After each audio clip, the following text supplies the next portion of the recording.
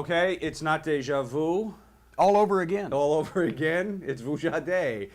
No, we didn't cover so much, and I'm tired of your emails. I'm tired of the outcry on all the message boards. My question, my question, my question. We thought we'd pack a nice concise 4 hours last time, covering all the areas that our guest covered in professional wrestling, and we did that. But apparently there was more that we hadn't touched. So Jim, here wait a minute. You didn't tell me you were going to touch me, or we would have negotiated a different fee for this episode. We'll cover all that stuff. Sean, it's good to be back. Thank you. Been? Thank you for having me. I enjoy being had. I've been great. I've been excellent. Yeah. I'm having a lot of fun. Yeah, huh? I've been reading about that. Relaxing at home. I make a little news every once in a while. Relaxing at home, staying out of trouble. You know, staying employed. It's called. We'll talk about it, I'm sure. So let's kick it off with Mark I Berry. love doing this stuff, by the way. Just, you know, Sean and I, we get together, we talk, we chat, we have idle banter back and forth, and it's fun for the whole family. And hopefully if you find folks, you know, let me just say this before we get started. Everybody says, oh, geez, Cornette, he's burnt this bridge with WWE, he's burnt this bridge with TNA, he's burned a lot of these. I don't burn bridges, I demolish them. Yeah. The bridge over the River Kwai, you know, straight up. He's not going to have any place else to work. Here's the problem. The problem is I just want to relate this to the folks so they understand. So when we, you know, answer these questions, they know where I'm coming from. I'm so completely disgusted with corporate wrestling and most of the people who run, especially the well-funded companies in our industry today, and the promoters and various people who have hired people who have made this business go to hell, that I figure if I am going to live a few more years at least, hopefully, knock on wood, and also if I'm going to have a career involved in wrestling, I'm going to put my trust in the wrestling fans. I'm going to put my fate and my destiny in the hands of the wrestling fans instead of in the promoters, because I trust the fans who are like I am and wish they could see some good wrestling and wish they had wrestling back. I'm more like them than I am these promoters that I've seen how they've treated me and the rest of the talent. I see how they treat and look down their nose at the business, so I'd rather throw my lot in with the humble little wrestling fans, and we can all have fun doing this stuff, and the promoters with all the big millions of dollars, billions of dollars, can go piss up a rope. Except, of course, for the fine folks at Ring of Honor who are trying to present wrestling the way that it should be done, but they're not a big corporation, they're nice people. Well, not heartless, nameless, faceless corporate entity, but fine folks trying to present wrestling as it was intended by Mother Nature himself. Or herself. Well, I'll tell you, the fans are the ones really that cut your paycheck. It's not the promoters. Exactly. And they're always there. Promoters may come and go. Federations come and go. The fans cut the paychecks and the promoters cut the farts. That's it. And let me please point out that you're wearing a heatwear, heat-wear.com. There you go. You can plug that. And you are the book. My man, Kevin Sullivan, my mentor, my old friend. I had a choice of T-shirts today, and I chose Kevin Sullivan. He'd like to thank me for that. A fine choice available at heat-wear.com. Ooh, you and got you can hop over. We got to do a banner between that and JimCornette.com, because that way when you go to JimCornette.com to get like my new rookie year video, you know, volume 1, volume 2, it's a 2-disc set of volume 1, 2-disc set of volume 2. Together you get 4 discs, 10 hours, my entire complete rookie year with collector's booklet, which comes actually as sort of like a video diary, because I go from start to finish. The contents are like a video and audio diary and written diary of my first year in wrestling. That's available at JimCornette.com, along with the Midnight Express book. I see here as a question from somebody who bought the Midnight Express book from your website, JimCornette.com. So I just bring that up in the spirit of doing business here. That's item 2201. 10 minutes left, 10 seconds left on that. Bring that up on the screen. We can't do this all day. Do it as Don West. Could you do one as Don West? No, I'll hurt myself. Yeah, I don't know how Don breathes. Mark Berry, Jim, first of all, thank you for entertaining myself and thousands of dedicated fans across the country over the years. Yes, I bought the Midnight Express from your website. Well, no, he didn't buy the Midnight Express are not on sale. I think he meant to say book. I was going to say, because things are slow for Stan. Would it be a good idea, if this is not already done, and it's not, for the indie promotions to come together under one system or co-op, much like the NWA used to be? This way they could help each other, share talent, so that the promotions would have a better chance of survival. It would be a fantastic idea. And for reasons that are both historic and unfortunate, it will probably never happen. Because you go back to when Vince McMahon started the national expansion in 1984, and Jim Crockett, and I believe, who was involved in Pro Wrestling USA? Vern Gagne. It was Vern, Jerry Jarrett, Jim Crockett, Yeah. Fritz World Class was involved, or No, no? I don't No, think they no, used any of no. those guys. I see the cameraman shaking his head. The jowls are flapping around and everything.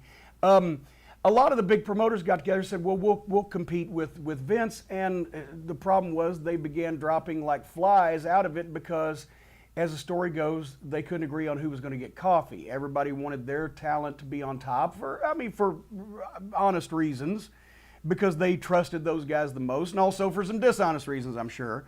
But they wanted their guys to be on top. They wanted to call the shots, etc. And wrestling promoters have historically never been able excuse me, to work together, and that's how Vince actually got the upper hand and got far enough away from him they couldn't catch him. Crockett was the only one that really hung over the long term. Watts, I think kind of knew that there was going to be no cooperation, was trying to do his own thing.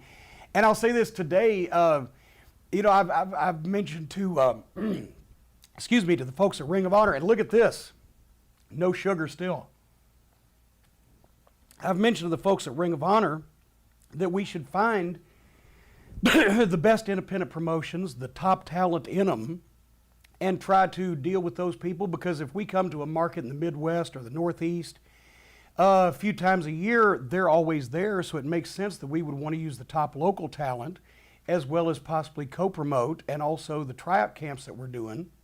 John Cage, in your opinion, Mr. Cornette, what are the main problems which have reduced audience figures, live attendance, and pay-per-view buys over the last few years, specifically more so in TNA, which now converts less than 1% of its audience to its pay-per-view, around 10,000, in around 1.2 million. 10,000 people out of 1.2 million viewers is what he's saying buy the pay-per-views. 10,000 may be lucky. He feels it's the writers with writing stuff with little significance. As a result, the audience who did pay for it immediately regrets it, as there is no consequence. For me, wrestling is all about cause and effect, and is all about consequence.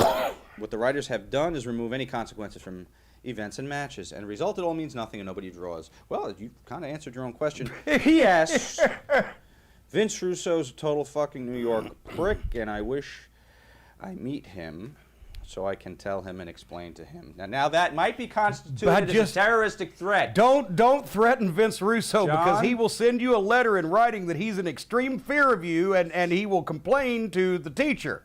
They'll throw a paper airplane at you from the law firm. He said, explain to him just using the facts why he is shit at his job, and you glossed over this man's carefully orchestrated book that he wrote there, but basically, yes, the problem... 4 hours. Go ahead.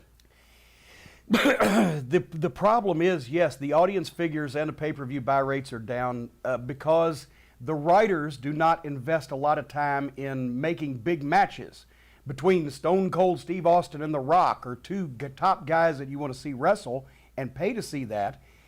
They spend too much time worried about what's the soap opera aspect of it, and what's the backstory, and all the cute little written scripted lines. And with Russo, he especially resents a match being presented as important without a story behind it that he's written and manipulated. So when you make the matches meaningless, naturally it comes to pass that nobody pays to see them. Which brings us to Shane Mead from Melbourne, Australia. Will the business ever go back to having bookers, or are we doomed with wrestling writers also being a one-person worker, past or present, who should have been given a chance to book a major territory company? Keep up the good work, kayfabe commentary. I think, well, the business still has bookers in a few places, and Ring of Honor has a booker. A few of the independents have bookers. I think corporate wrestling is doomed to writers, because they've gotten so far away from what wrestling is that now a booker would go in. If you offered me the book at TNA and WWE, how can you possibly do this? The whole company is structured so that you can't have a booker. A booker should have... this is why Jerry Jarrett wouldn't take the job at WCW years ago. This is why Bill Watts didn't take it for quite a while, and this is why a lot of other people have turned down jobs at various places. A booker has to have control over the talent, who's hired and who's fired, what they get paid, because if a booker's going to book a guy here and he's making this money, then the owner's going to say, well, book him here. Well, I don't want to book him there because he only deserves to be booked here. It's not my fault what you're paying him. See where this is going. So the booker always had charge of the talent and how they were used and what went on television and the house shows. And the major companies now will not give that up, will not allow that to happen. because they think that they're some kind of large entertainment conglomerate and they're all going to win Emmys and make major motion pictures and sitcoms. And you can't have that position anymore, which is why corporate wrestling sucks, in my opinion. TJ Ballarat from Australia. Do you think a lot of wrestling these days, especially in independent, is spot wrestling more so than technical wrestling? Well, and once again, spot wrestling, technical wrestling, choreographed wrestling would be a better way to describe a lot of independents these days. Rip Rogers calls it as seen on TV. Everybody does the stuff that the guys that have jobs that they'd like to have do because they're on television making money, right? But the problem is these guys are on TV for 5-6 minutes. They get boom, but they get clotheslines. My God, can you get rid of some clotheslines, chops, etc.? Everybody wants to be Flair. Choreographed wrestling, when the guys talk over every single bit of the match, they take the customers out of it. If you're running a restaurant and you're a cook, you going to cook the thing the same way every time, or is a customer going to say, can I have a little less salt with that, or can you put some butter on that, or hold the mayo, or whatever, to customize it? Good workers go out and customize. They do all their shit and they do all the other guys' shit, but they customize the match to the audience. They're the conductors, the audience is the orchestra. They're kind of bringing them up and down, but the audience is feeding you. So when something's laid out ahead of time, which a lot of independent matches are, using stuff that's only seen on television, over a period of time, there's a lot of stuff that everybody works the same, and there's a lot of stuff that never gets done. And that, to me, they're just going for the, oh, this will be a cool move. Well, did it mean anything when you did it? Why did you do it? What happened afterwards? Did you follow a shooting with a stabbing, et cetera, et cetera? TJ, why is it that we don't see a lot of Australian talent overseas? Would it be due to the structure of Australian wrestling? What is the structure of Australian wrestling? Well, in years past, obviously, if you're from Australia, TJ, then you might remember these names. Ron Miller and Larry O'Day were a tag team from Australia that came to the United States in the early 70s, worked Florida, worked Tennessee. George Barnes and Bill Dundee from Australia. Mario Milano, I don't know if he started in Australia, but became a name in Australia, came over here. There were a lot of Australian stars in the business in the past. I think it's probably just because of the constriction of the business that there's not a lot of top names in Australia to come to this country anymore, just like there's not a lot of top names here to go to Australia, to be quite honest with you. Thomas from the Netherlands. Dear Mr. Cornette, do you believe professional wrestling could become more popular by adding MMA influences, like having matches won by KO or referee stoppage? Definitely. I'm not saying let's go all the way to Strike Force, and if they break out into an angle, cut away from it and don't mention it. I'm not saying that. But anything that makes pro wrestling more credible, where you can suspend your disbelief, anything that makes it more sport-like, becomes an alternative to the WWF, also takes wrestling back to what was so popular with so many people for so many years, which was, we can buy this, we kind of know what's going on, but just don't slap us in the face with it. I think, yeah, referee stoppage, knockouts, anything.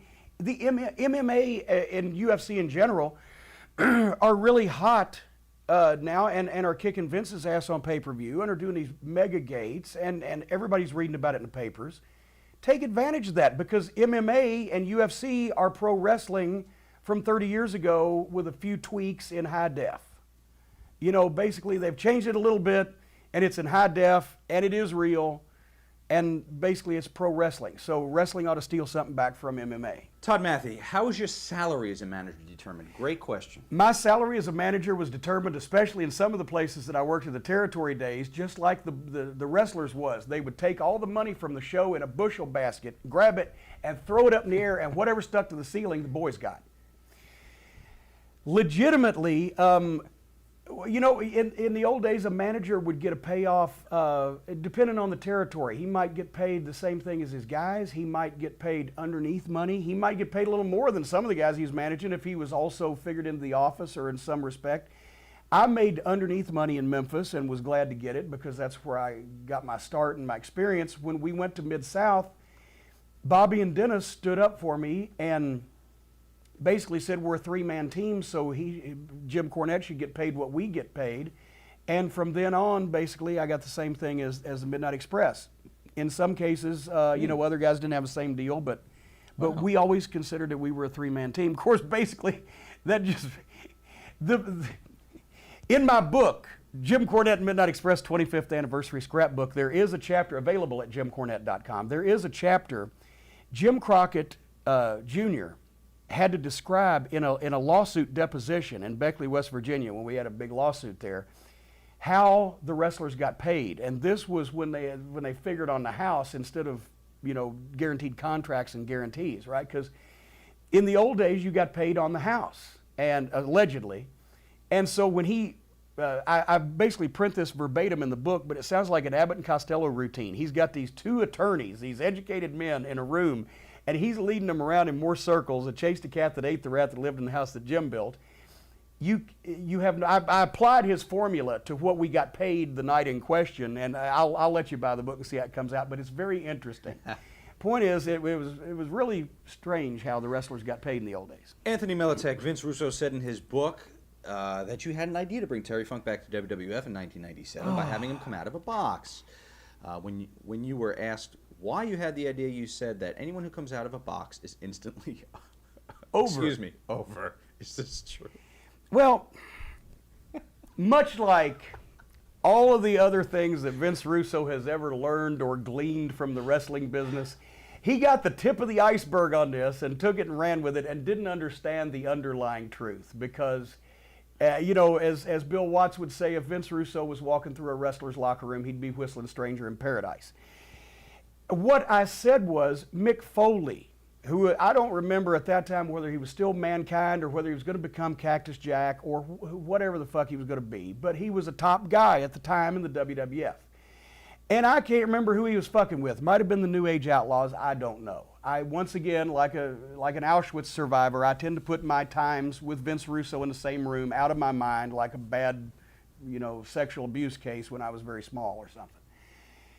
So what I said was, he needs a partner. And they were talking about who could it be and what could we do and blah, blah, blah. I said, have him do the old deal. Of course, it wasn't old to Russo because Russo never paid any attention to wrestling. He was too busy watching his B movies to steal fucking bad scripts that went straight to video to try to redo them in wrestling. Have Mick come out and bring the New Age Outlaws or whoever it was the present. It's the big box. It's the big box of people. Ooh, what's in the box? It's been done in wrestling territories for years and years and years. And when the New Age Outlaws come out and go, what the fuck is this? And we don't trust this. And whatever the fuck happens, bam, out bursts Terry Funk in Madison Square Garden or where it was going to be, busts out of the box, and together he and Mick Foley beat up the New Age Outlaws, and there is Mick Foley and Terry Funk as a tag team. And Russo said, well, why would he come out of the box? I said, you idiot. He comes out of the box because that's the way the skit's done. Did you ask the guys in vaudeville, Abbott and Costello, why did they say Flugel Street and slowly I turn? No, because that's the fucking bit. You fucking idiot. You fucking drive me crazy with your stupid fucking comments. And I said, Vince, you ought to know anybody that comes out of a box always gets over. And he just couldn't comprehend that. And plus, I was fucking with him at that point because he was showing me his fucking stupidity. It's like you like professional baseball? I don't. Okay, what sport do you like? Football. Football. What's your favorite play in football? Whatever's going to score. Can you, because I don't know anything about football. See, we're trying to come up with an analogy here, and it may be a bottomless well, but is there a play? Can anybody name a play in football, an old play in football? Sure, the Hail Mary. Okay, the Hail Mary. Okay, what if you're a fucking professional football coach, and one of the guys says, let's do a Hail Mary, and the coach says, what's that and why would that work? Vince Russo is the writer of a goddamn major television wrestling program, and he doesn't even know how to bring somebody out of a fucking box because he never paid any attention and blah, blah, blah. And it's, he would see things since he has apparently the ADD and not very good attention skills and comprehension, retention is what I'm trying to say. What he would do is he would see things that stuck with him, and he would remember those, but not the setup or the payoff or the build or whatever. So he would just do them. And then he'd do something else. And then people would be going, why would that happen, followed by that and that? We didn't even remember who was inside of these guys. And they don't know what the fuck. But he doesn't know why you would build the guy coming out of the box. But I don't know. Steve, Brisbane, Australia. Jim, if you were backstage with a wrestler who was about to walk to the ring for his first match, what advice would the all-time greatest wrestling manager have for him? I'm guessing that's you. Don't jump over the top rope. No. Glenn Kulka actually was a former Canadian pro football player that was in early developmental in the WWF. He was training in the warehouse, and then he went to Memphis for a little while. He was massive, he was solid, he was big, he was jacked up and everything. Boy, he looked great. And he was a lot green. He goes to Canada to where he played football, his big hometown, and this is where he actually drew a house. The place was packed to see him. And he's so jacked, he's ready to go. He comes out, he gets the music, he gets up on a second turnbuckle, he jumps out into the middle of the ring to fucking face his opponent and lands and breaks his fucking leg. Mike Furness, Doug Furness, you remember Doug, the world's strongest man. Mike Furness wanted to be a professional wrestler, and that was box office for us at Knoxville because Doug Furness was a UT football player, a big star there. So Doug agreed to come back. If we'd use Mike and Doug Furness against the Heavenly Bodies, this is going to be money, right? So we got Mike in the ring he was a good athlete. He'd played football too, so we got him in the ring for a little while. Jimmy Del Rey and Tom Pritchard worked out with him some. Several other people worked out with him some. I think he maybe had a 30-second TV match, but his first real match was going to be Christmas night in Knoxville. I think it may be '93. And so Doug, even the experienced veteran, he even offers to sell for him. So the Bodies beat Doug like crazy. Boom, boom, boom, boom, boom. They got him going for like 10 minutes till finally Doug can build. He makes that hot tag to Mike Furness, and Mike Furness jumps in the ring and runs at Tom Pritchard and flies through the air and hits him with a clothesline, and Tom takes a big bump. And so did Mike. He ran and charged at such speed when he hit him, he flipped over and landed and rolled right out the ring on the other side. So the babyface comeback lasted 5 seconds. Tag, jump in, bam, and boom, out on the concrete on the other side of the floor. Don't jump into the ring, over the top rope, off the ropes, or dive in, or any combination of those, because it leads to tragedy. Keep it simple, and your odds of succeeding will be higher. Sebastian from Quebec. Keeping me moving here today. Keeping you going, brother. Who, in your own opinion, is the legend or the icon in today's pro wrestling? His choice, okay, you're limited to, apparently, Sting, HBK, Mick Foley, Ric Flair, Jerry Lawler, Undertaker, Bret Hart, Terry Funk, Hulk Hogan, or fill in your own. So you're not limited to anything. Geez. The icon or the legend. With all due respect, we got to narrow this list down a little bit. Ric Flair, Hulk Hogan, Undertaker. Not that I don't appreciate the work of Jerry Lawler. Is one of my favorite wrestlers. Grew up watching him. I love Mick Foley to death. Not so warm on HBK like Bret Hart. Love me some Terry Funk. But when you think of a legend or an icon, got to be a huge name. Ric Flair, Hulk Hogan were the biggest names in the business during one of the biggest boom periods, the '80s.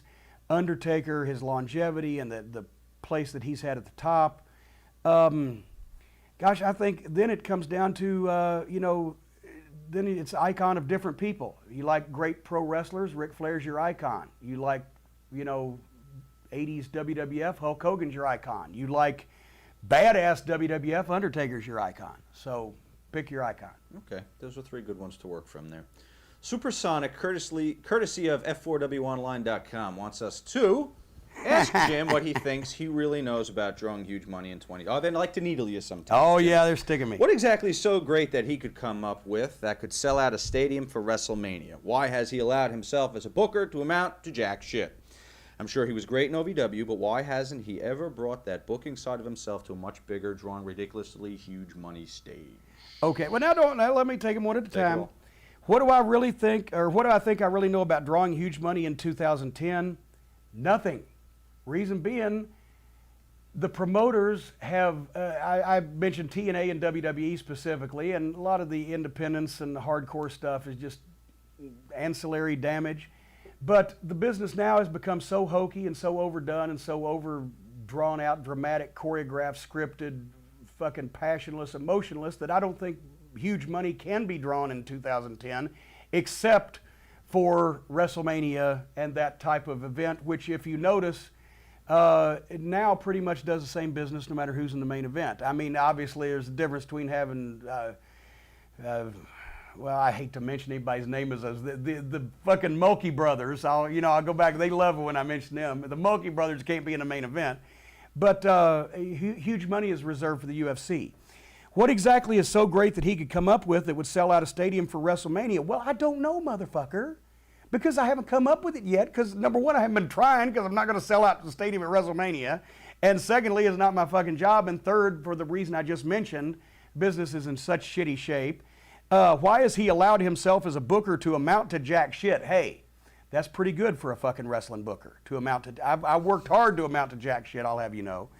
I'm sure he was great in OVW, thank you, I was. But why hasn't he ever brought that booking side of himself to a much bigger, drawing ridiculously huge money stage? I have been. I was on the booking committee of WCW. They weren't drawing any fucking money, but it wasn't my fault. Jim Hurd, see the book.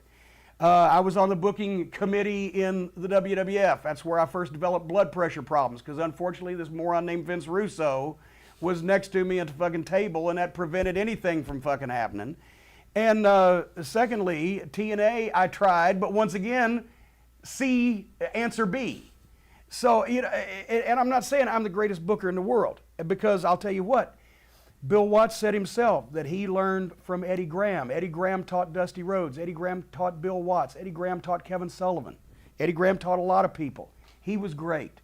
You had great bookers in the past who proved time after time, year in and year out, in their territories, that they could pack the buildings week after week and month after month with different talent because they had an affinity and a feel for the business. I've tried to learn from them. Vince Russo tries to learn from some guy that writes fucking scripts for B movies that go directly to fucking video. Bootleg bowling won't even sell them. So, you know, I may not be the best. I'm certainly no Bill Watts, and I never said I was, but I'm better than these fucking comedy writers that get a degree in college that have never performed or been in any type of sport, either one, to know what it's like to be involved in professional wrestling. They've never been fans of wrestling, so they don't know it from the inside, they don't know it from the outside. They get a degree from some college that says that they're writers, and they go write comedy, and then the boss's daughter hires them, or some moron that had success because he worked for a company that had its shit together 15 years ago, somehow suckers other people into letting him control the destiny of fucking professional wrestlers. That's what the problem is. Them, I'm better than. So thank you for your question, and fuck you very much. All right. Mr. James E. Cornette. This is the Hess Express here on the OffTheMarkShow.com. I want to know, are you ever going to start another wrestling promotion? Is that it? That's it. No. I'm not young enough. I don't have the energy. The talent is not out. Why would I start another wrestling promotion now when you got one that's doing well and one that's pouring money down a drain, and Ring of Honor is treading water quite nicely in the pool and everybody else is fucking starving to death? Yeah, I want to jump into that. Next, I'll start that buggy whip factory that I've been looking to invest in for my retirement. Thank you very much for your question. No, I'd love to. I'd rather spend my time without having a heart attack helping Ring of Honor than I would trying to do, because I'm a micromanager and I got the OCD, and then I don't sleep, and then I yell at people. Well, you're fun to fucking work for, huh? Well, you know, it's not that I'm a perfectionist, it's just everything has to be flawless.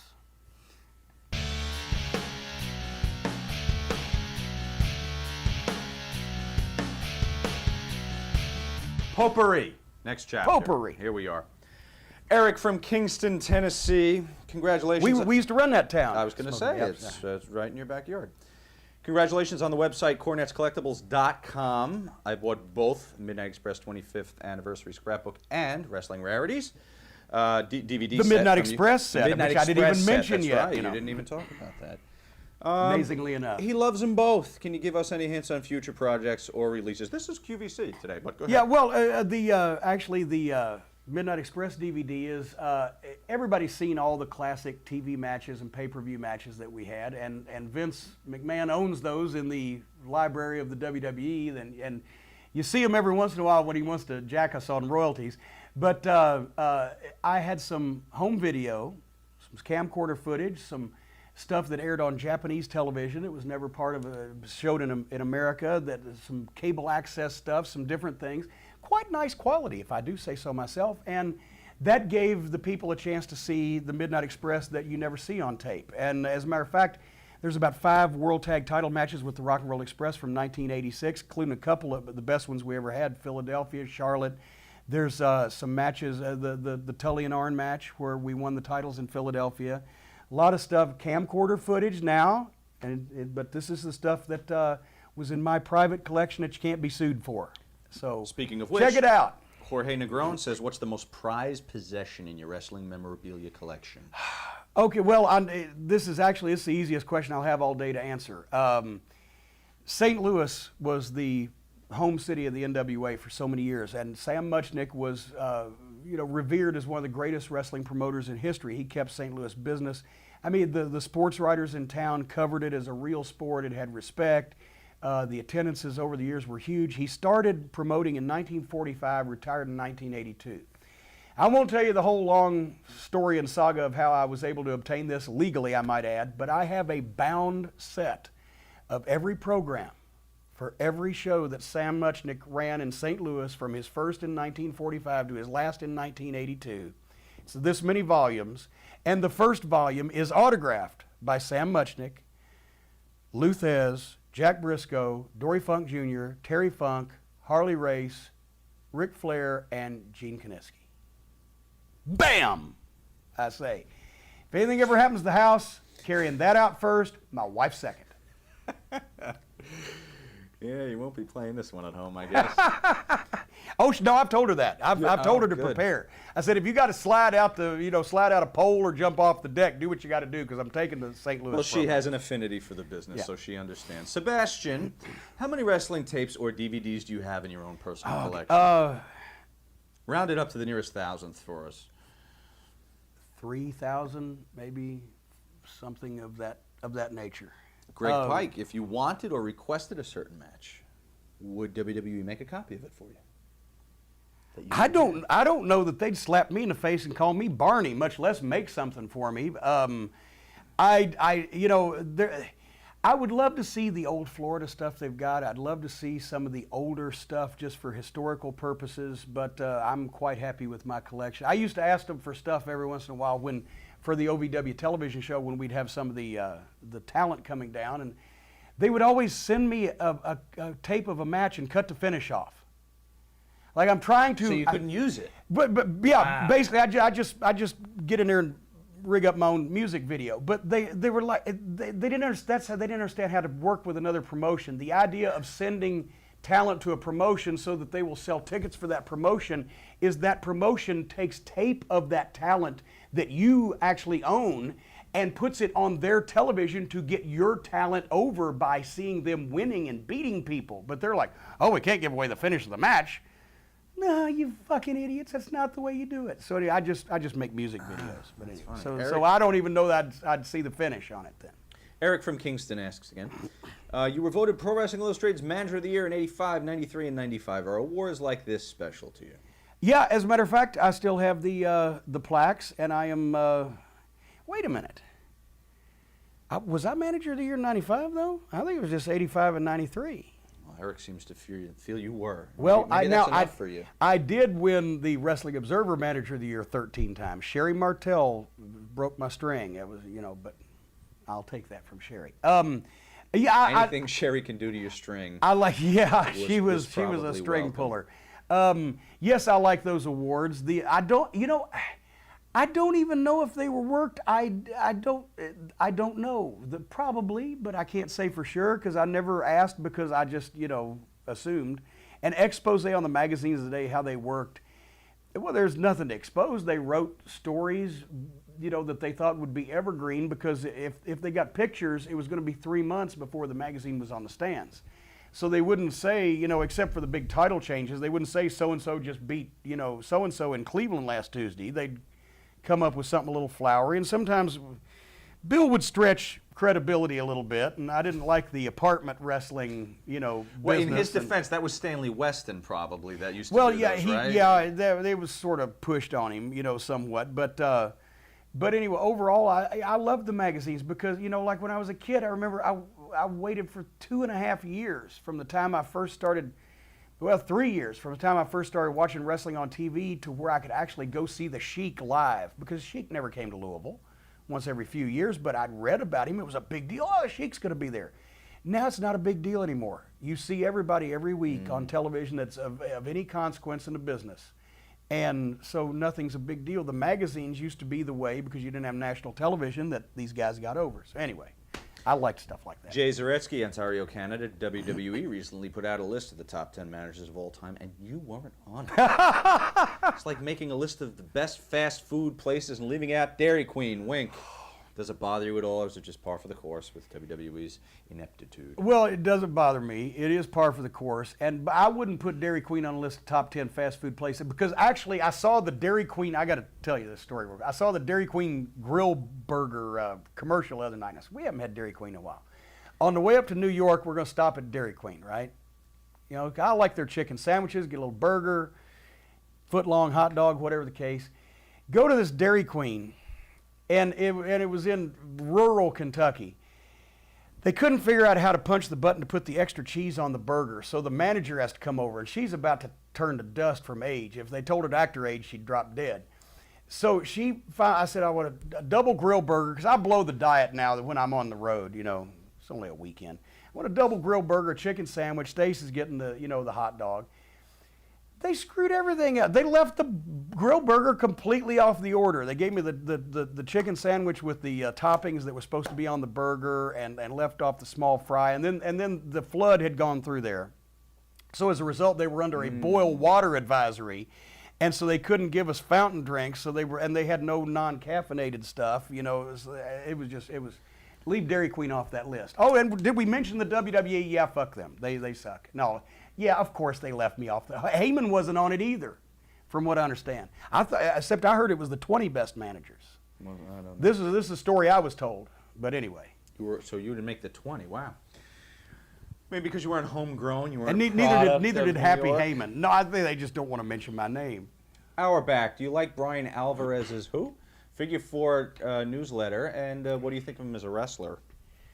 Well, I have not seen the newsletter in print. I've done shows and interviews with Brian, and I've seen the stuff online. And yeah, I like. Well, as a matter of fact, I've seen his reports he does on SmackDown sometimes for the Observer, and I like his tongue-in-cheek, sarcastic style. I have never seen him wrestle. I hope he doesn't see this and has sent me a tape or something that I'm blowing off. And the follow-up question. Oh, that's mine. Would you ever manage him? Well, see, that's why I was pitching it to you there. See, we work like this, you know, back and forth. Just stick with me, kid. You'll be all right. We should call NBC. I'll graciously get out of this one by I wouldn't, because I'm not managing anybody anymore, because I'm done. I decided I'm done falling down on purpose. Except if Bobby and Stan won't get in the ring anymore. If Bobby and Eaton and Dennis Condrey are wrestling, I will manage, but I will not fall down, and I ain't starting managing anybody new. Particularly someone you never saw wrestle, which is why I didn't ask it to you. Well, you know, and I just wanted to get it out there. We got it. We got it. Oh, he's back.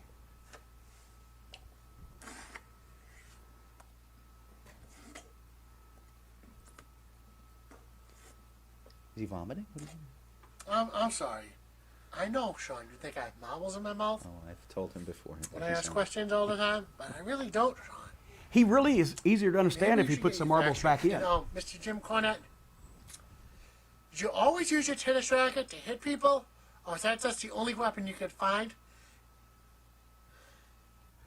Well, way to punch that go home line there, pal. I'm having him do promo class, by the way. there's not a question there. Sam, in all those years of carrying the racket... Did he just pay you something to play that, and we don't even have to then refer to him? Okay. In all those years of carrying the racket, did you ever take up tennis?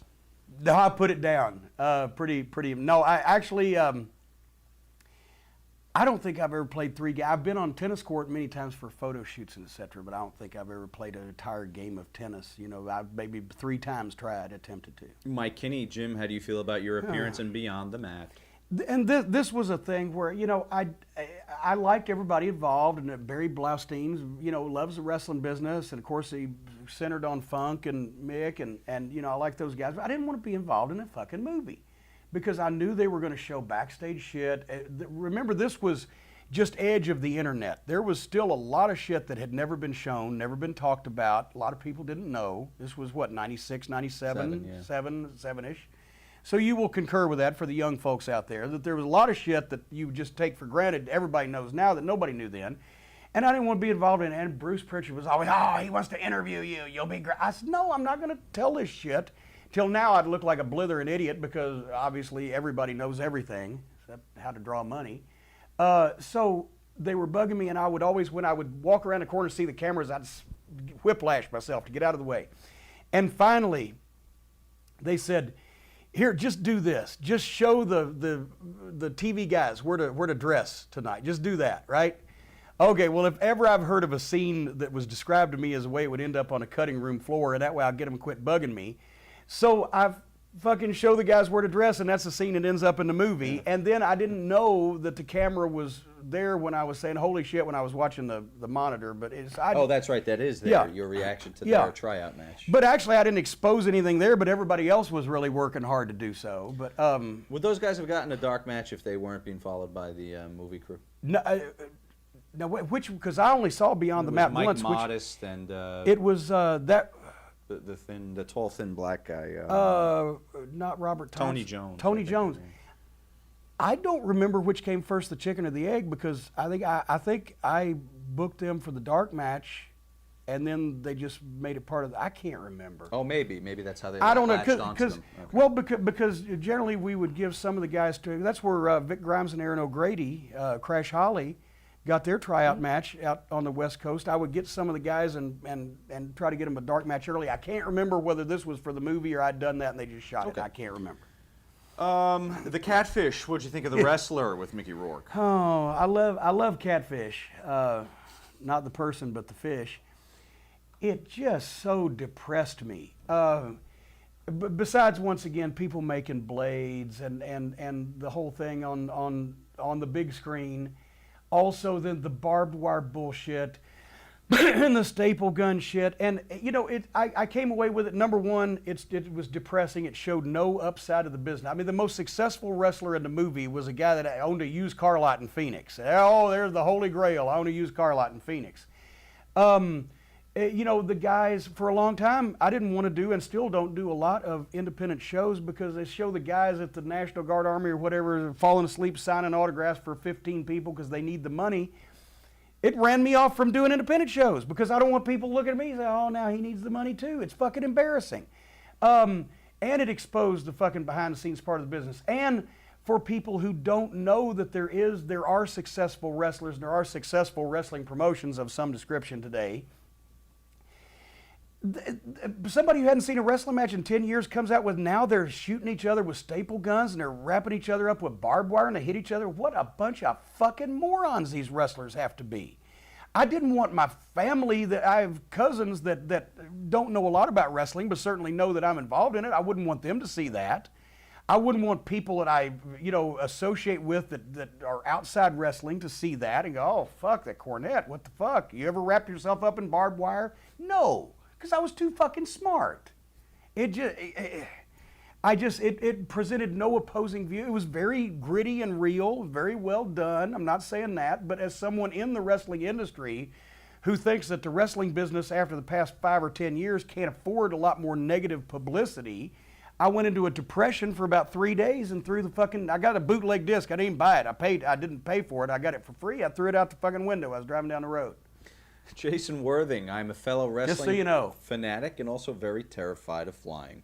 It is well documented that you also dislike flying and sat next to Hawk so he could knock you out if the occasion was needed. Would you please share an airplane story that you recall as a very frightening experience? Well, and that is true, especially because Jim Crockett had the plane, right?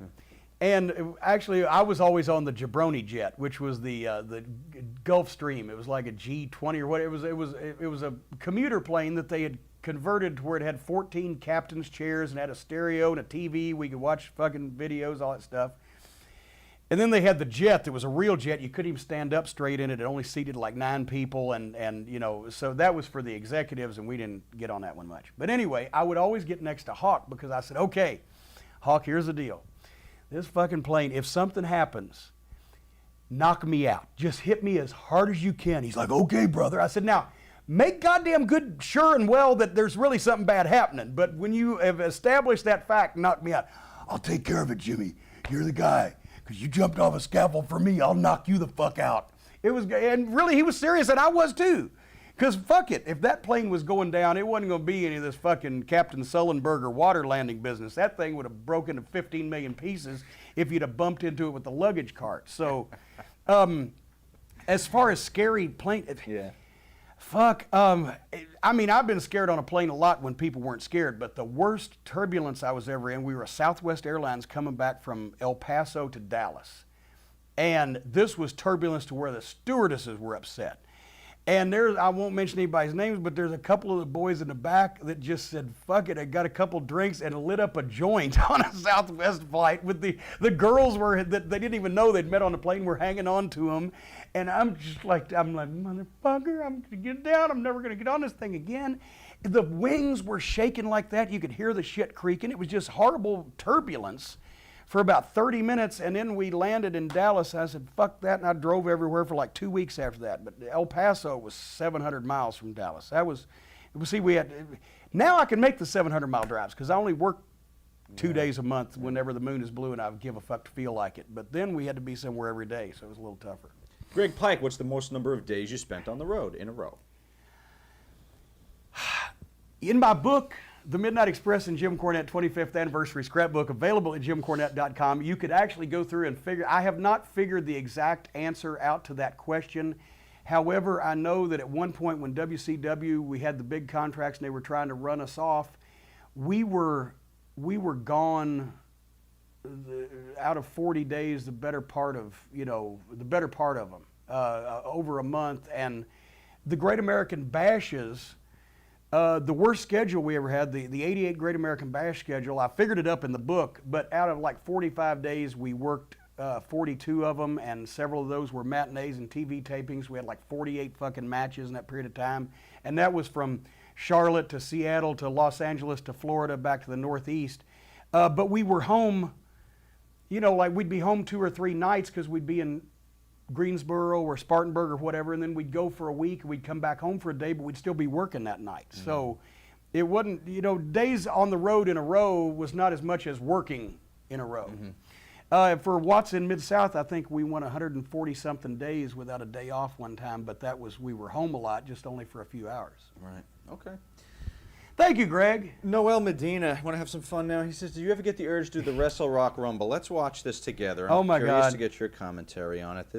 You thought you didn't want to show your cousins the wrestler because of how it shits on the business. Here's something from the Ganyas, circa 1986. This is Ken Resnick, and I'm here to say we've got the greatest wrestlers in the AWA. I remember You're not this. here to listen to me mumble. Let's fill you in on the WrestleRock Rumble. Get on! WrestleRock, be there. We're the Midnight Rockers, Sean and Marty. We love to wrestle, and we love to party. You don't have to work, we're not gonna bumble, because we'll be shaking through the WrestleRock Rumble. Out! WrestleRock. I'm the Sheik, and that's not funny. I got my army and lots of money. If Gagne in my way, I'll make him crumble. He be sorry, I did the WrestleRock Rumble. WrestleRock, be there. I'm Jerry Blackwell, I want the Sheik. I want to get my hands on that Cincinnati Geek as I watch the EDF fumble. I'm going to make my splash in the WrestleRock Rumble. Damn, I could break that. Here he was, you, me, and WrestleRock. I'm Greg Gagne, and I'm in a rage. I want Brody, and I want him in a cage. A high-flying drop kick will make him see double. I grind him up at the WrestleRock Rumble. Woo! WrestleRock. I'm Kurt Hennig. And Big Scott Hall. The tag team champs will take on them all. So bring on the long riders, those dirt-crawled dumbos. We'll smear those bushes through the WrestleRock Rumble.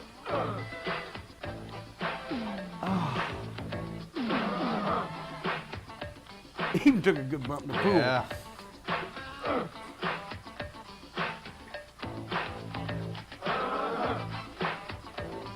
Curtain call, 10 years before its time. This is Nick Bockwinkel, and I've got a passion. I'll get the title back from that humanoid Hanson. I've got the brains, and I'm not humble. I'll take the belt back and do the WrestleRock Rumble. He was more in time, though, than I any of the other guys. I swear to God. WrestleRock. I was about to say that. At the Dome.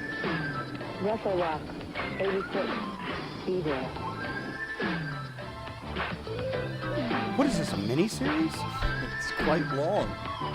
I'm Larry Zabisco. I won't be through till I get done slapping around Scott the Duke. Gonna beat the ugly bartender into a bundle and laugh all the way doing WrestleRock Rumble. Ow! This game talk got a mouth that won't quit, but I'm Scott the Duke. I'm gonna smack a little shit. And when I'm through, you won't be able to mumble. I'll be left alone doing the WrestleRock Oh, Rumble. God, all those look Yeah. like shit and hurt. Just one last word from the former champ Vern, but give a lot of thought to one more turn. There's some old scores that still give me trouble, and I'm starting to get the urge to do the WrestleRock Rumble. So there you have it, and now you know him. And on April 20th, it's at the Dome. So get your ticket to be under the bubble, because you two can be doing the WrestleRock Rumble. Do it! WrestleRock Rumble. Realistic insert shot there. WrestleRock Rumble. Would I miss anything if I turned this off now? I don't think you would have missed anything if you'd turned it off 15 minutes ago. WrestleRock Rumble. Okay. Okay. Let me just say that Nick Bockwinkel was fantastic. Okay, Nick was great. I was going to give Larry Zabisco props also, except that he had that awful scream. It sounded like he was giving birth afterward. Yeah. Somebody was ribbing Vern because they gave him too many words to say, and he almost popped his dentures out because they gave him too many words for the beats. Now, see, if I was a booker and somebody presented that to me for my big show, here's what I would do. I'd fire them. I'd fire everybody that cooperated with them. I'd burn the videotape, and I'd swear the people that had seen it to secrecy under penalty, a confidentiality agreement, under penalty of death, if they dared reveal that that was ever done. That was so awful. I remember seeing that one time like 20 years ago, and that was too many. But that was really bad. That may have been the worst thing I've ever seen. Maybe you could put that up on JimCornette.com in the archives there. And Well, as a matter of fact, video. we're working on video. We're going to have some improvements to the site coming up in the next couple months, where we're talking about some video things. So I take it that won't be there. that will not. Weasel Suit from Minnesota, courtesy of WrestlingClassics.com. How many times has anger management training been suggested to you throughout your career? A few times by a few different people, but I've never really seen the need. FC Monk? Actually, what I do is instead of managing my anger, I just get rid of the anger by getting the fucking people that drive me fucking crazy out of my life, and that seems to work quite well. They seem to resurface, though, don't they? It's like fungus on a shower curtain. You can scrub it, but when you think it's gone, it pops right back up. But for the most part, that's. FC Monk asks my favorite question of this whole show from F4WOnline.com. What do you do to relax? Do you relax? If so, when? How often? Do you sleep? Do I sleep? Not as much as I used to, because after I had the last knee surgery, when I get up in the morning and have to piss, it's a struggle to put weight on it, and that kind of wakes me up. So I used to be able to sleep until the sun came out my ass. But now I'm up at a reasonable time in the morning. I do sleep often. Actually, when I am at home at Castle Cornette, inside my house or on the property in the periphery, anywhere from my mailbox to my back fence, I am very relaxed, especially if I'm not on the telephone and not thinking about professional wrestling. I am in the leather recliner in my TV room, cranked back to loser, with formerly a Sprite and now a Sprite Zero sitting right here, the remote in this hand, and possibly a chicken wing or a cheeseburger if I'm really wanting to relax, and I'm almost comatose. And what's on the tube? Well, a lot of Fox programming. I like Bones. I like House. You got to watch Idol, just see what's going to go on. Do like the History Channel. Watch a lot of MSNBC to just keep up on current events. But then I start not relaxing because I see how bad things are going, and people start pissing me off in absentia, so I switch off of that. And, basically some nice late night programming, like, your daily shows, your Chelsea Latelys.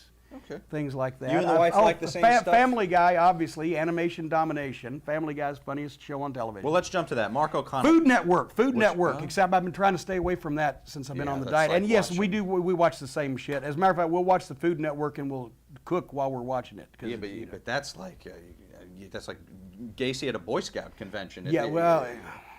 Watching that stuff. Yeah. The reference. It the really reference is. Dates me, I guess, a little bit. Like giving a can of gasoline to an arsonist. There you go. Mark O'Connell, what's your favorite Family Guy episode? Oh my God. I don't know about a favorite one. Actually, this past season's opener, The Road to the Multiverse, was hilarious. Seth MacFarlane to me is a genius, and because it's an animated comedy, it's a cartoon, you can get away with doing and saying so many things you can never get away with in live action. But The Road to the Multiverse, when they went to the futuristic society in Stewie's time machine, and Stewie's, oh, this is America as it would be right now if Christianity had never been invented. that was sharp for me. I loved that. All right, let's see. But anyway, I have no one particular favorite Family Guy episode, but I do have all the box sets, so that's why so many episodes running through my mind. What did he pay you? James E. Cornette, you will forever be considered one of the greatest minds in the history of the professional wrestling business. In a previous shoot interview, you stated that a family member of yours was freaked the fuck out when they went to Kmart and they saw your action figure for sale. So I'm going to put you on the hot seat. Which family member would you like to see an action figure of? Well, living or deceased, I would. Actually, I think my mom, Mama Cornette, would have made an excellent action figure because she was always in action. What would it do if you pulled the string? What would Mama Cornette's figure do? Shake her finger at me and spank my ass, or possibly ride a lawnmower because she loved mowing the yard. But actually, I think tit for tat, so to speak. I shouldn't say that.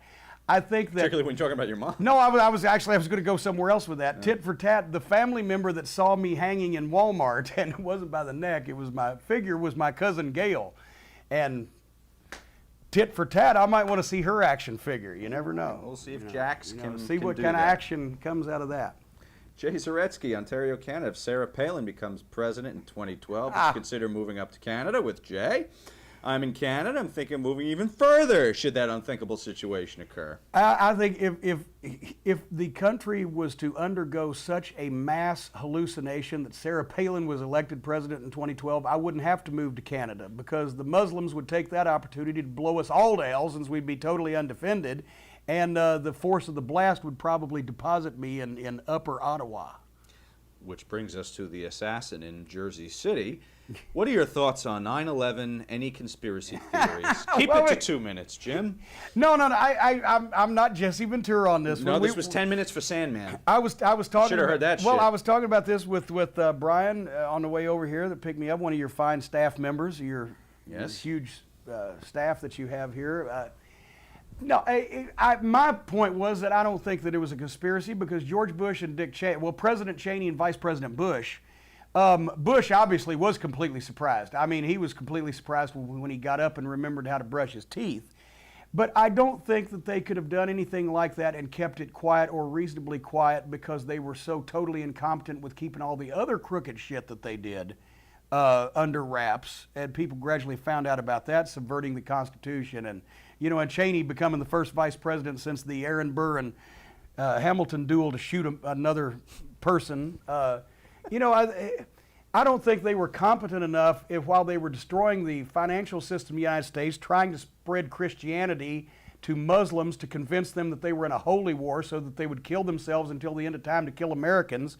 Did I mention ruining the financial system and subverting the Constitution and doing away with many of our modern rights and liberties that now these crackpot, conservative, Christian, Republican, right-wing wackos keep saying that Obama's trying to do? I think they were too busy doing all those things to be able to figure out how to blow up the biggest buildings in New York City with their own citizens. I'm sorry, I don't buy that one. I think they were idiots, crooks, imbeciles, morons, and reprobates, but not... I don't think they did it themselves. I just think they were too stupid to prevent it from being done.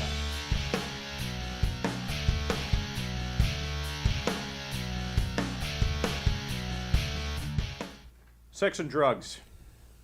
Really? I didn't know it was that kind of show. Greg Pike. Who was the funniest guy to party with? The funnest, actually, is what it says. Funnest guy. Funnest. All right, the most fun to party with. Well, actually... And see, now this may come as a shock to some people because of my outgoing nature, but when I was on the road all the time, really in the business, working every day, it was me and the Midnight Express in the car, and then there was, our ancillary riders like Tommy Young, or, a bunch of people, would be the fourth guy in the car. But I was a very good boy on the road. I didn't drink or partake in things and such of that nature because, we had to get up early the next day and go and do it all over again. And that's one of the reasons why James E. is able to sit here now and say, fuck you to so many people, because I didn't get involved in it. And of course, also, with the drugs, but the sex part was harder to get if you were with a bunch of fucking guys doing drugs, because, it was better to go back to the room. Here's my room, Domino's Pizza, and wait for the phone call that's been prearranged. That was my life on the road. And I got a lot more sleep that way and saved some money. So, well, but I will say, I never had any more fun traveling with anybody than Bobby Eaton, Dennis Condrey, and Stan Lane, and we were together constantly. I mean, in the car for 4 or 5 or 6 hours to the show, at the show, back from the show. Holy mackerel. Like I said, Tommy Young was one of the funniest people, the Felix Unger of wrestling, without ever intending to be. I had fun with a lot of the guys, but I won't say that I was in the middle of a bunch of parties. Okay, not in the sense that Greg is asking. Not in the sense that this moral reprobate and shit disturber is trying to. Well, it's a YouShoot tradition, and you better not clam up. Anything that comes out of a bag gets over. Exactly. You don't clam up on me now. It's a YouShoot tradition. Okay, have I ever clammed up? I will hold up an item. You will hit. And it's like the. Do I have to do this, and you got to describe it to me, and I guess it, or how? What is it? I will show it to you, and it's like we think it was a Rorschach test, right? The first name that comes to mind in the business when you see the item. Okay. So here it is. Most people have no problem coming up with something like this, I guess. No, we're in 100%. There's been a name for every item and every wrestler that's ever been on the show. Kevin, I hope you're proud of me. Go. Oh, the Freebirds. Okay, very good. Actually, they probably apply for most of what I'm about to pull out of this. Well, I was about to say there was different, people, but. All right. Here we go. I always just wonder what I did with my life when I get to this part of the show. Oh my God! Now, see, I don't want to bury anybody or anything, but half the entire locker room at various points in time. Actually, there was a story. I hate to just pick on the Freebirds, but at a reunion arena show one time, the Freebirds jump in and they're getting some heat on the Von Erichs, boy, and they're just kicking the shit out of them. Reunion arena sold out. People are screaming. Buddy Roberts drops down in the middle of the ring to pull his cowboy boot off to hit Carrier Kevin over the head with. He pulls the cowboy boot off and an ounce of weed falls out in the middle of the fucking ring. And bam, I love it. So I hate to pick on the Freebirds, but we're in their and had he hit Carey with that? Forget it. Okay, so you want to use Buddy Roberts? Buddy Roberts, because that's the first thing there that you go. But I mean, I hate to just pick on anybody. Oh, now come on, come on. Is that a headache remedy? I no.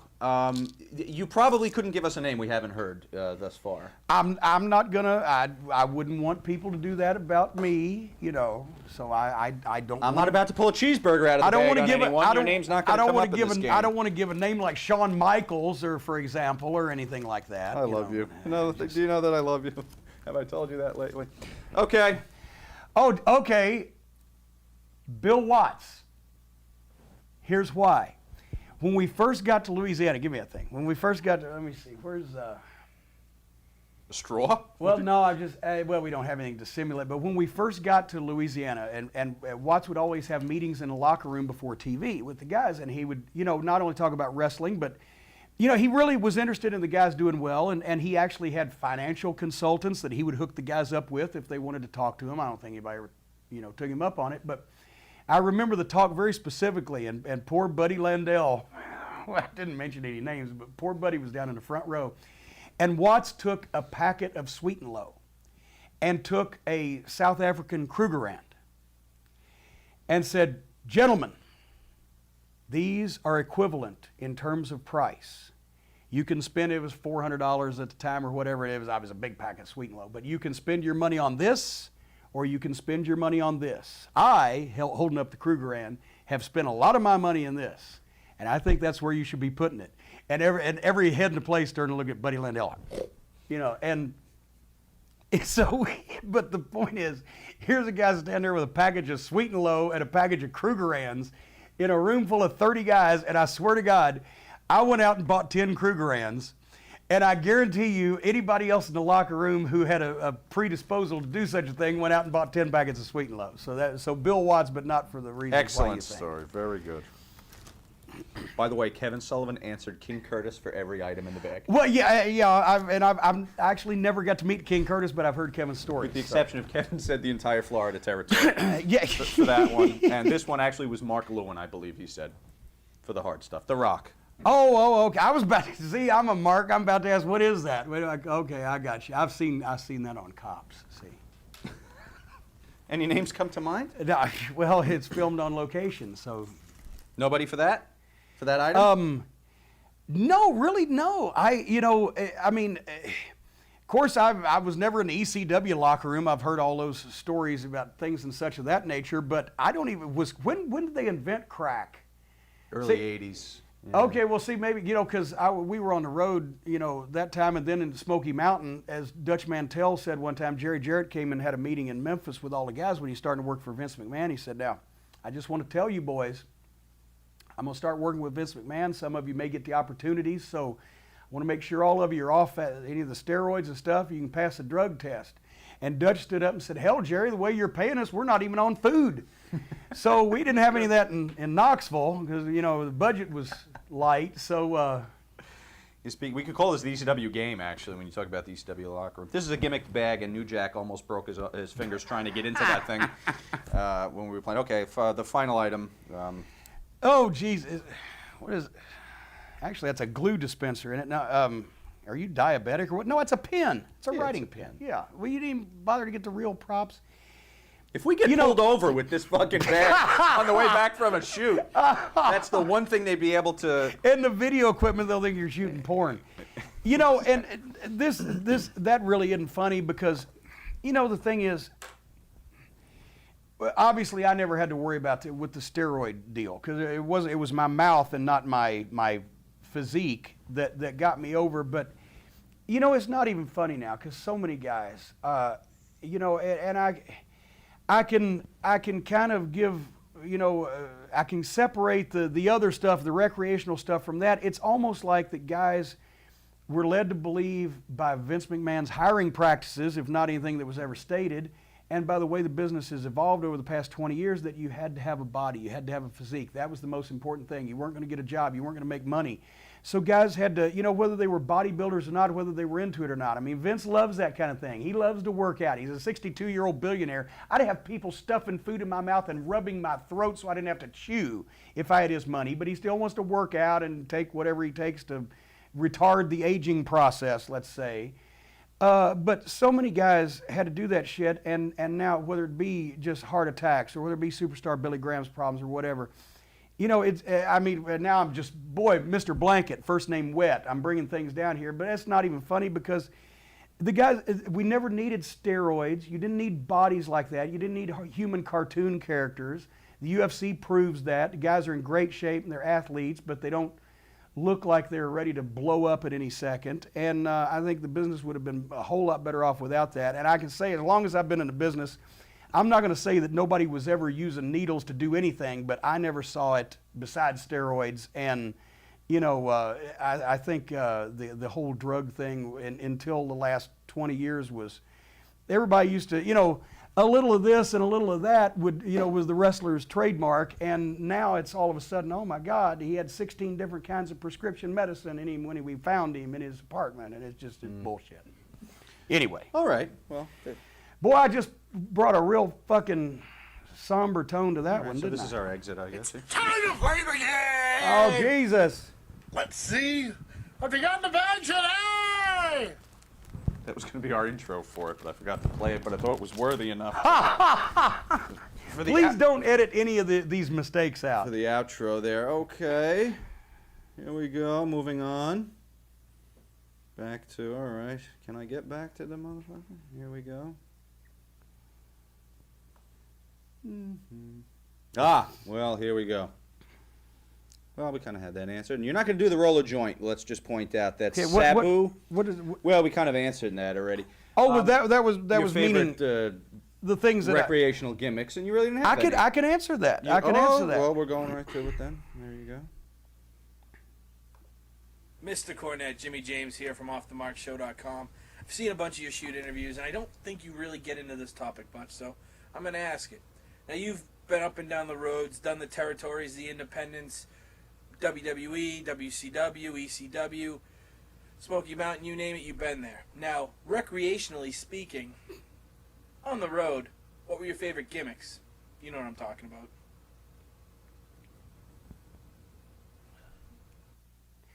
Thank you, Otis Campbell. No, we touched on it a little bit, but I did have some recreational gimmicks that allowed me to make those incredible trips, working, 8 shows a week, driving 4,000 miles a week for Bill Watts, or flying daily for the Crockett's WCW.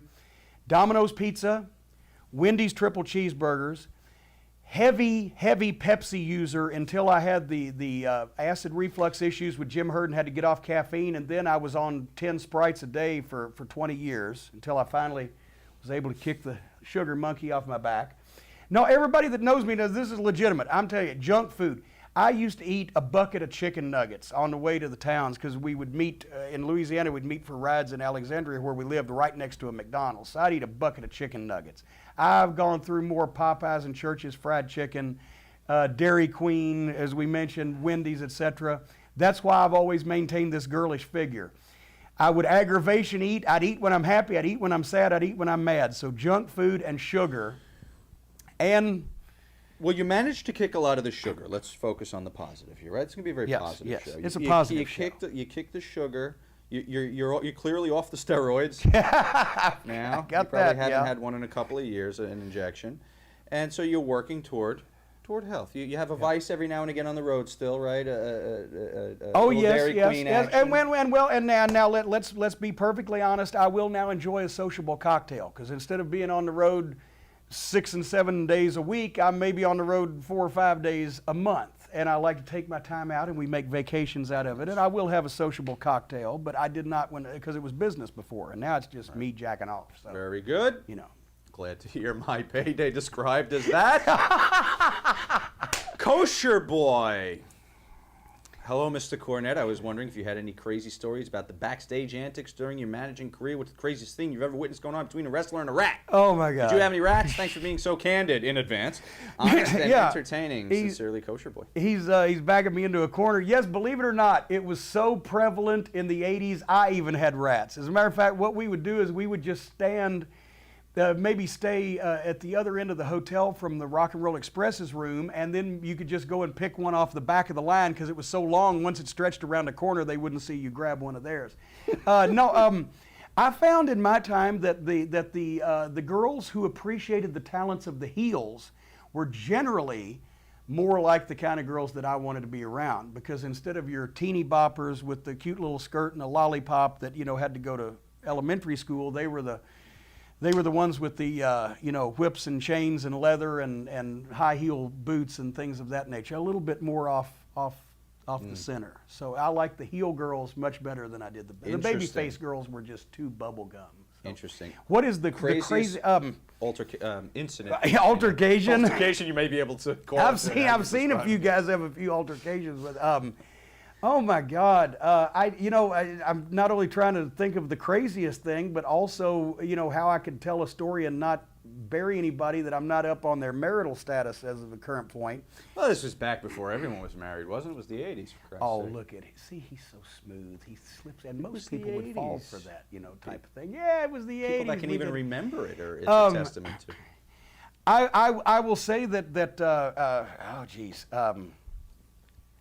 God, I wish you'd let me prep for this because I really could have come up with something entertaining, but off the top of my head. Who was it that described Andre? Andre had left the curtains open in a motel one night. And was it Sheik Adnan? Somebody said that they walked by the room, and it was Andre with a young lady from the arena that night, and it resembled a lion mauling a puppy.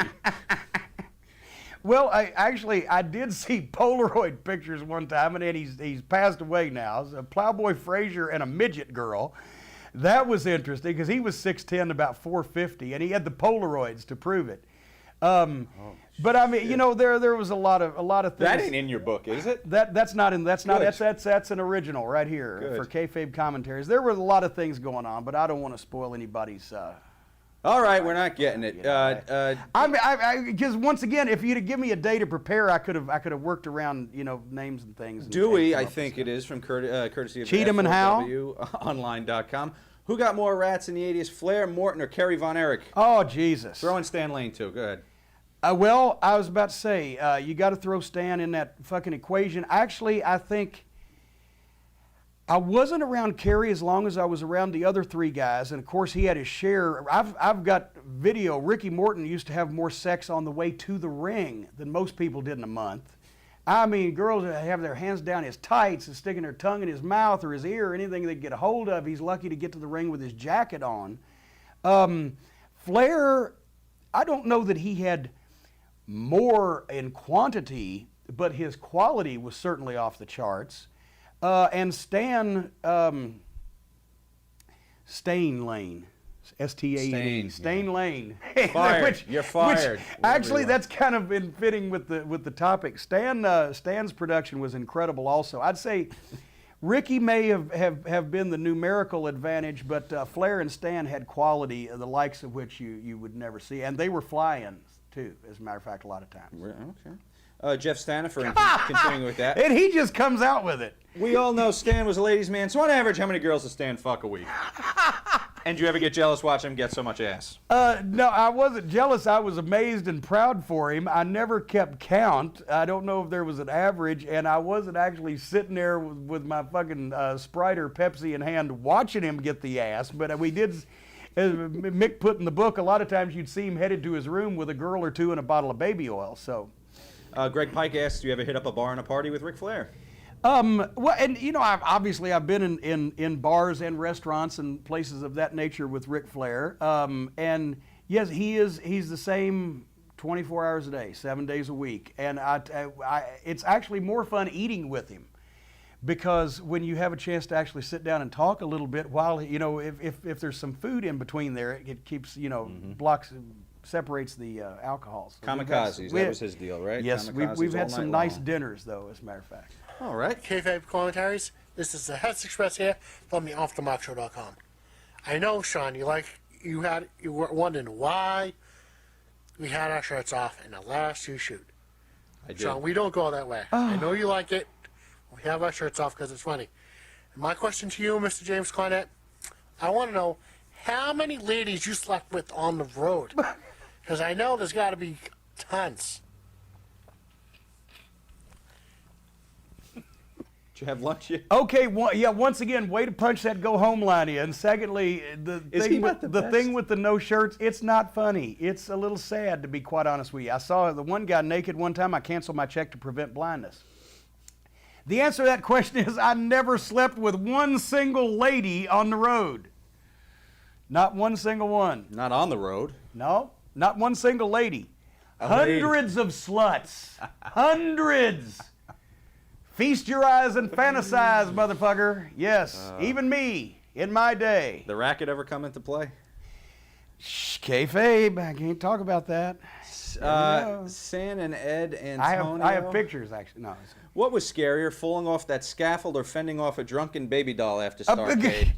No, wait a minute. Why are they, what? Is this, am I not privy to something Why that I should be? I don't know if I've never seen Baby Doll drunk, and actually we didn't work with Baby Doll at Starcade. It was the Road Warriors and the Rock and Roll. Well, now wait a minute. Was there a question in there that we just pretty much took it apart? It was scarier falling off the scaffold than most anything I've ever done. But no, Okay. Doll and I were always good friends, except when she potatoed me. And no, she was never drunken, etc. Very good. Okay. The Big Dog, who was the most promiscuous backstage of all the classic valets: Sunshine, Baby Doll, Precious, Missy, Dark Journey, Terry Runnels. I don't necessarily have to give details, but they would be welcome. But now, here's the thing. Okay, number Reading one. all my notes. You can host it. Well, that would be great. That would be great. You interview yourself. But I'd blow up moving back and forth from chair to chair. See, what you're trying, Big Dog, good name, what you're trying to do now is you're trying to get me to lose friendships, because Terry Runnels and I have always been very good friends. Missy Hyatt and I have always been very good friends. Baby Doll and I have always been very good friends. I haven't seen Sunshine in 20 years, but we always got along, and Precious is a very nice lady. At Dark Journey, I didn't know that well, so I'll bury her. Yeah, she fucked everything. I said, no, I'm not, once again, I'm not, these people are my personal friends. I'm not going to come out and call them the whore of Babylon. I will say Dark Journey, I've heard a few stories about. Missy has told some stories, so I'm not going to add anything, but I'm not going to say she was better or worse than, sickness and health. I don't know. You know, I can't add, these are my personal friends. I'm not going to go, pick up YouShoot Missy Hyatt at Kayfabe Comments. yeah, if she did something, she'll tell you. Now, of course, you know, a lot of the stories are exaggerated because, you know, if she'd done that many fucking things, you know, if she had as many sticking out of her, she'd had stuck in her, she'd look like a porcupine. We had her rank about 50 wrestlers by size. We brought out the board with the various lengths. Well, Greg Pike, would you bang Terry Runnels? I don't know if we're going to get an answer on that. Well, no, it would be insulting her to say, my God, who wouldn't? If you got a pulse. Well, if you weren't married back in the day, you're not married? Whether I was married or not, it didn't matter. And I would actually, I would invite my wife to come along and pick up some tips, I'm sure, you know. Jason Worthing, here's the tough one. It's another YouShoot tradition. You got out of it last time. Fuck, marry, kill. You got to fuck one, you got to marry one, you got to kill one. Oh. Mae Young, ODB, Dixie Carter. Mae Young has always been a sweetheart to me. I love ODB. I think she's a great person. So Dixie Carter, on the other hand, not my favorite person. Now, just approaching this scientifically and hopefully entertainingly, but it's not starting out in that direction. I got to kill Dixie Carter because I wouldn't want to kill people that I like. But if I say kill Dixie Carter, then I could be indicted by the federal authorities for being some kind of terrorist. Right. So I don't know whether to do that. But now, the thing is, what about... That leaves you a fucking marry of ODB and Mae Young, I would just like to point out. What about if I fucked ODB, married Mae Young, then killed Mae for the inheritance and just ignored Dixie Carter like everybody else should? Does that work? We'll let you get away with that one. No problem. Mr. Jim Cornette. I want Mr. Hess Express here from the OffTheMarkShow.com. I want to know, how many illegitimate children do you have in the South? The As delivery. we all know, down in the dirty South, everything was legal. It's a little Chris Walken. It's a little maybe Jay Silverheels of Tonta. No, I'm thinking it's maybe a little special ed with a tad bit of New Jersey. Sorry, the cameraman's from New Jersey. Boston. Boston. From Boston. I don't know. Can't It's tell? hey, anything north of Indiana for me, it all kind of sounds the same. I do not have any illegitimate children. I don't even have any legitimate children, and I know this for a fact because I will say this: one time, somebody went so far as to try to claim that I had fathered their child.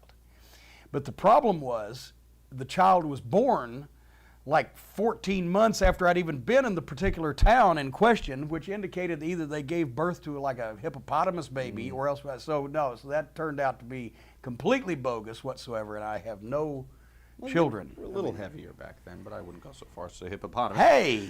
But how can you say with any degree of certainty that you don't have any children in the South? You never kicked one past the goalie that you know of. I keep track of these things and I'm very careful. All right, good for you. Mike Campbell, 411mania.com. I'm not just running around willy-nilly spreading my genius and seed and chromosomes and DNA all across America because heavens, then people wouldn't pay for it. See, one of these days I'm trying to work a deal where they'll pay for some of my DNA so that they can hatch wrestling geniuses in the 22nd century. Oh, like a wrestling cryogenic program where the geniuses of the business have the sperm frozen. Freeze a little. Or maybe freeze your head when you go finally to keep the brain. Didn't they do that to Ted Williams? Isn't his head in a jar somewhere? I think they froze all of Walt Disney, didn't they? I think that's a myth, though. Disney on Ice. They froze Richard Nixon's head. They've got it in a jar. I know that I saw it on Futurama. They can have it. Mike Campbell, 411mania.com. Do you know if there's any truth to the long-standing rumor that Randy Savage slept with an underage Stephanie McMahon? All right, people. I'm sorry. you know as well as I do, if there was any way that I could validate this with any evidence or at least even a rumor, that I would be more than happy to do so on videotape. But no, I didn't even hear this until a couple of years ago. And I don't know where it came from. The timeline doesn't work to me, and also I never heard anybody going, when I was up there. It's just in the past few years that this has popped up. I think it's one of those, I'd love to have something on it, but I think it's one of those Hulk Hogan and Brutus Beefcake are brothers or whatever. Okay, Dan Wright says, hey, Jim, can you give us the dirt on Tammy Sitch, a.k.a. Sunny? You gave her first break in SMW and worked with her then in WWF. Are there stories about her drug use and cheating on Chris true? Which wrestlers did she screw around with in Smoky Mountain? Which wrestlers did she screw around with in WWF? Doesn't everybody know this shit already? Did Chris know about any of this? What were her and Chris like as a couple? Was she telling the truth about her 9-month relationship with Shawn Michaels? Why was she let go by WWF? What are your thoughts of her posing nude on Missy Hyatt's website? So take a Sunny moment. Jesus Christ. You know, and once again, Tammy is a very good friend of mine, and I'm not going to come out here and fucking, you know, oh, she did this and she did that. When she and Chris came to Smoky Mountain Wrestling to Knoxville, I'd met them when they were working for Dennis Corluzzo. She was like 16, Chris was 17 or 18. And I always thought that Chris was very talented, and when he told me that she wanted to get into business as well, I thought she was attractive, and I thought they'd make a good pair, and that's how I was able to bring them to Knoxville, because I couldn't pay him or her individually enough money to justify both of them moving down there. But if they were both working, they could get by, and it was very good.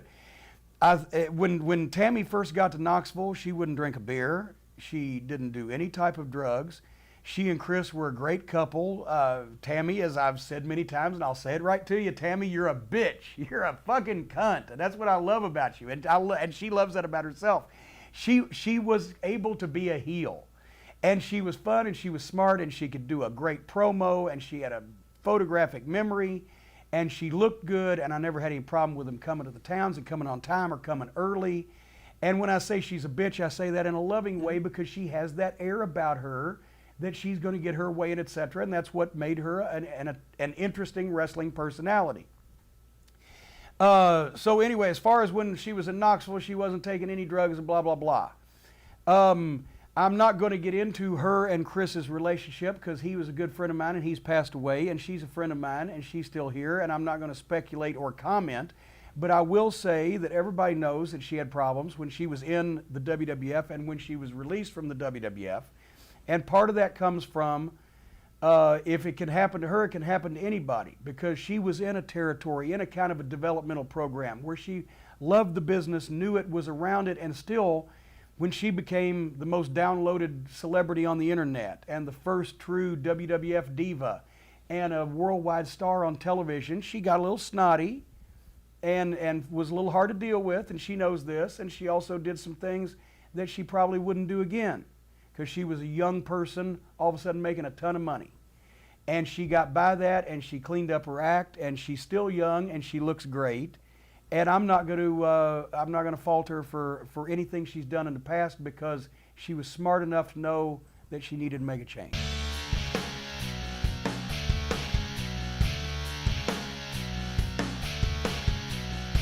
On Sprite.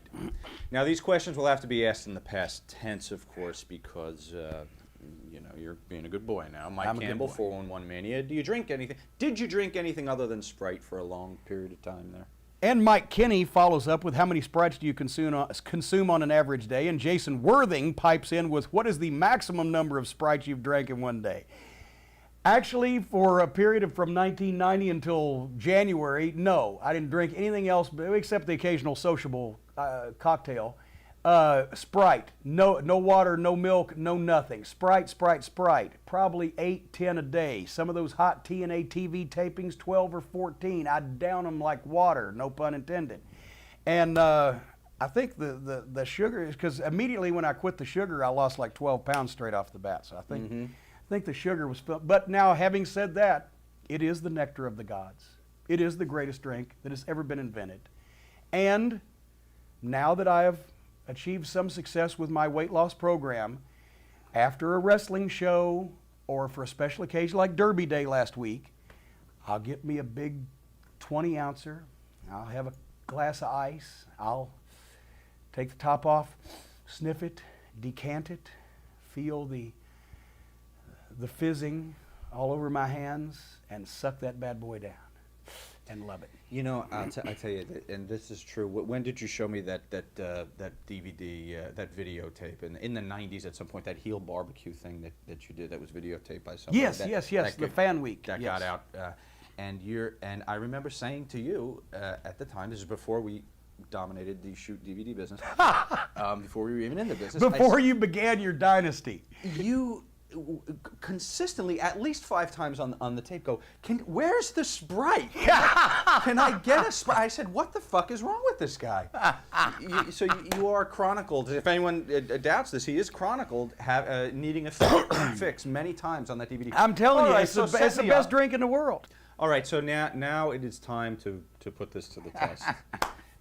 This is the Sprite challenge. There are 3 cans before us. They are hidden. This is not a work in any way. I have no knowledge, He has no knowledge of which can is in which canister there, and they've been on Funkin' Wagnall's porch in a mayonnaise jar since noon today, and no one knows, except you, because you put them in there, knows which can is which brand is which, but I, in my divine and borderline mystical way, will taste these fine beverages, these products, and determine which one is which. This will show a real commitment to the product, and this might even result in endorsements for you, because if you'd be able to do this, this shows that there is a real commitment. The only other person and we did it with Sprite, was New Jack on the YouShoot show, and because you know he beat somebody up over being given a 7-Up instead of a Sprite, or was it vice versa, whatever. It was.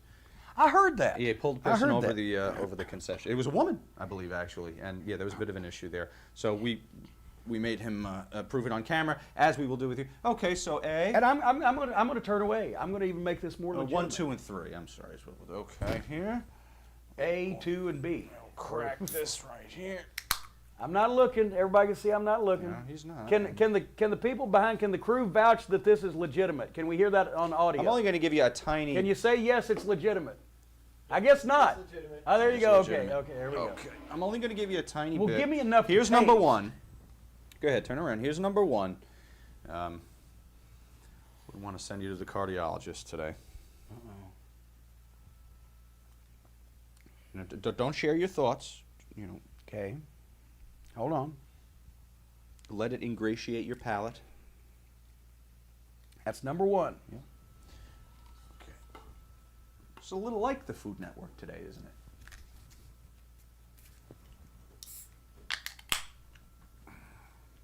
That sound. Okay, this is Is number. it safe for me to turn? Oh yeah, this is number 2.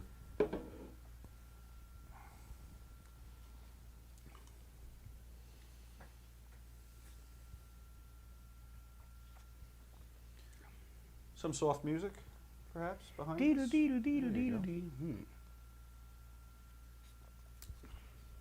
Alrighty then. All right, and Now, also, we are in New Jersey, and if this was Yeah. from the New Jersey Bottling Company, the tainted water is going to have some part to play in we this. make great bagels, though, and pizza. Here you go. Number 3.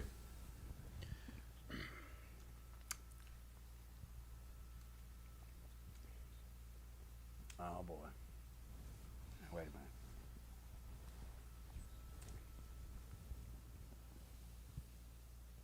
Now, what I learned in all the silliness just now was that there is actually a difference in color a little bit in the 3.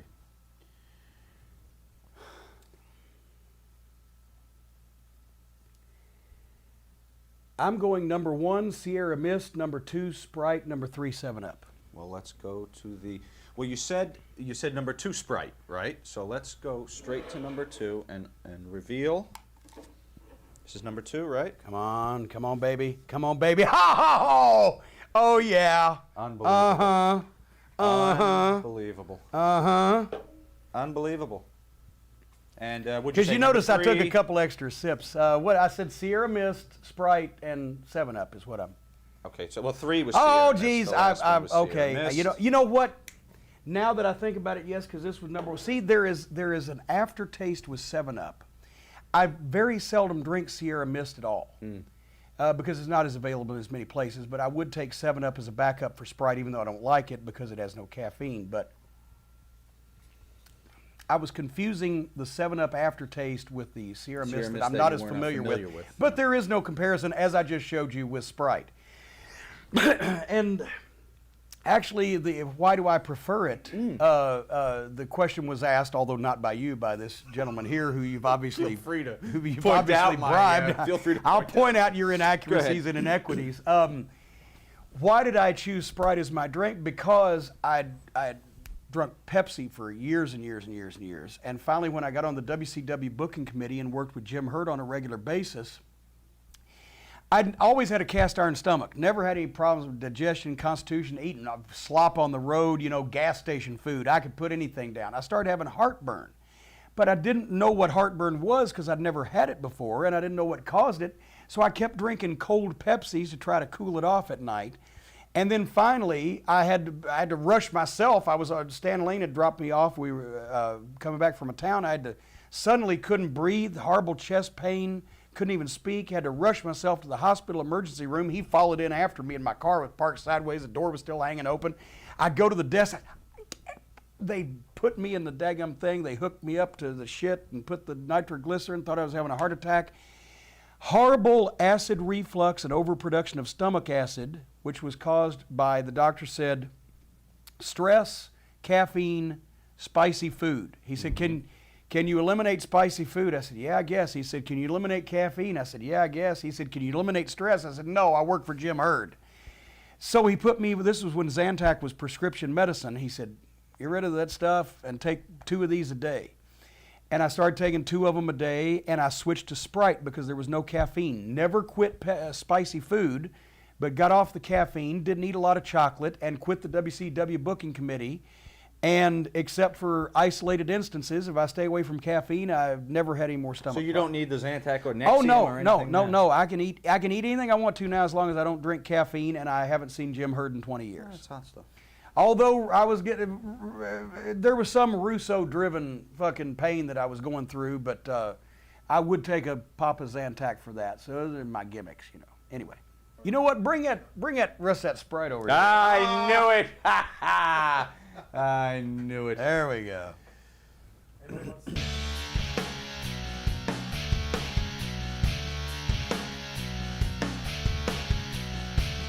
Fast food. Here we go. It all leads to this. We've been hinting at it all show, and here we are. We're going to pin you down to a few answers here. Greg Pike, favorite places to eat while on the road? Well, and I do eat good food also. I just don't discriminate between fine dining, drive-ins, dives, and things like that. But I love great Italian food. I love a wonderful steak. I like to go to flavorful local restaurants like Gene and Giorgetti's in Chicago, or whatever the case may be. I've been to many places in Philly and the Northeast, this area, Morimoto's, the Iron Chef, etc. But while you're on the road, you want to get in, you want to get out real quick. Okay, Wendy's, the triple cheese, extra cheese, mayonnaise, pickle, onion only, my all-time favorite. And really, the service at most fast food places has really gone downhill over the past 10 years. Number one, I'm not being racially insensitive when I say that hire somebody that speaks fucking English to serve people that speak English. I don't expect to move to Germany, immediately get a job at a fast food drive-through because I can't speak fucking German. So please, they got pictures of the food on the wall, and they still can't take orders at most of these places. But Wendy's is my favorite burger, except Steak and Shake is tremendous, but that's a regional issue. And, so you've got to take that into account. Of course, there are regional hamburger places, but for a national basis, Wendy's is the best. Also, the KFC, the new Double Down, just so you know. Oh, yeah, the cameraman's, because the cameraman's so big, when he hauls ass, he has to make 2 trips. So, the KFC, the KFC Double Down, really, actually, Burger King had me with the quad stacker there for a while. Because basically meat, cheese, bacon, sauce.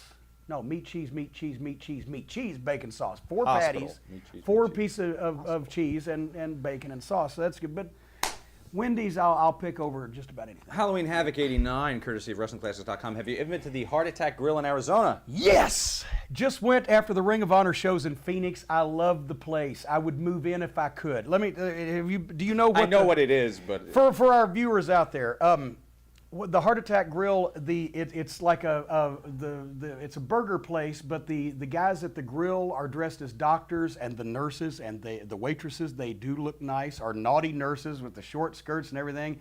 They put a hospital gown on you instead of giving you napkins. They put a little wristband on you, and they take your order as your diagnosis. So they got the single bypass burger, the double bypass, the triple bypass, and the quadruple bypass.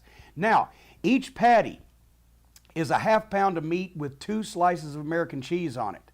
So, and by the way, people over 350 pounds, you ought to keep this in mind, eat free every day, no limit. Is that true? Yes, they have to weigh you, and then you order singles at a time, but they have French fries that are deep fried in genuine lard.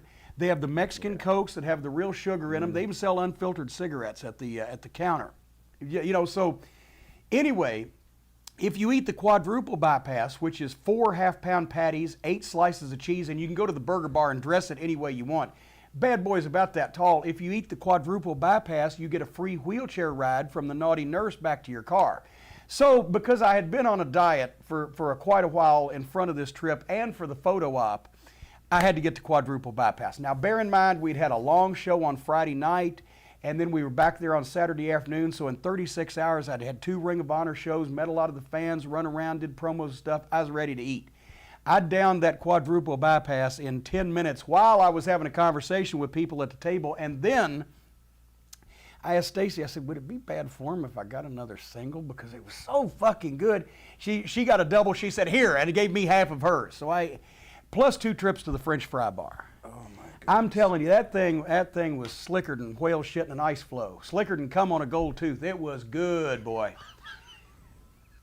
Kyle Sands writes, has Wendy's ever caused you to have irregular bowel movements?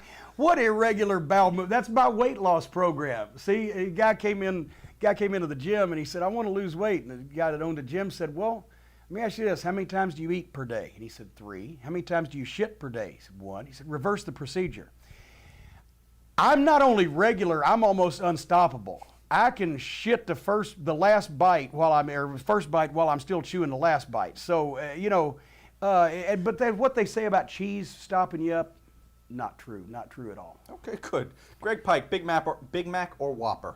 Well, see, that's your fish and fowl, apples and oranges. A Big Mac is 2 small pieces of meat with the 3-level bun and a lot of grated lettuce and a sauce and a couple of measly pieces of cheese. All you're eating is a bunch of bread. The Whopper is those 3, well, a triple Whopper, which is what I usually get, is 3 giant patties of meat, on a big bun. But see, the thing is, Burger King's burgers are microwaved.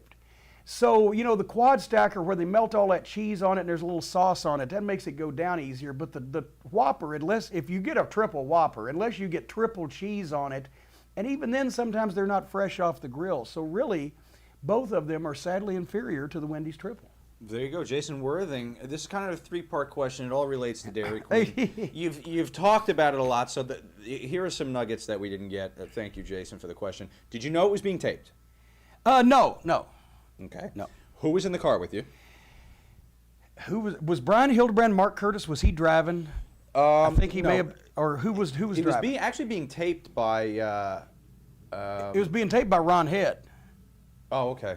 Jericho was sitting in the back. I thought it was being taped by Jericho. Jericho takes credit for it, but Ron Head had the video camera. Okay. Ron Head was this gentleman from California that had come out for Fan Week that since moved to Louisville and did some ring announcing for us in OVW, but he's been a friend of mine for 15 years. Well, I thought he was a friend of mine until he taped this shit. And my wife, she knew him from California years before that.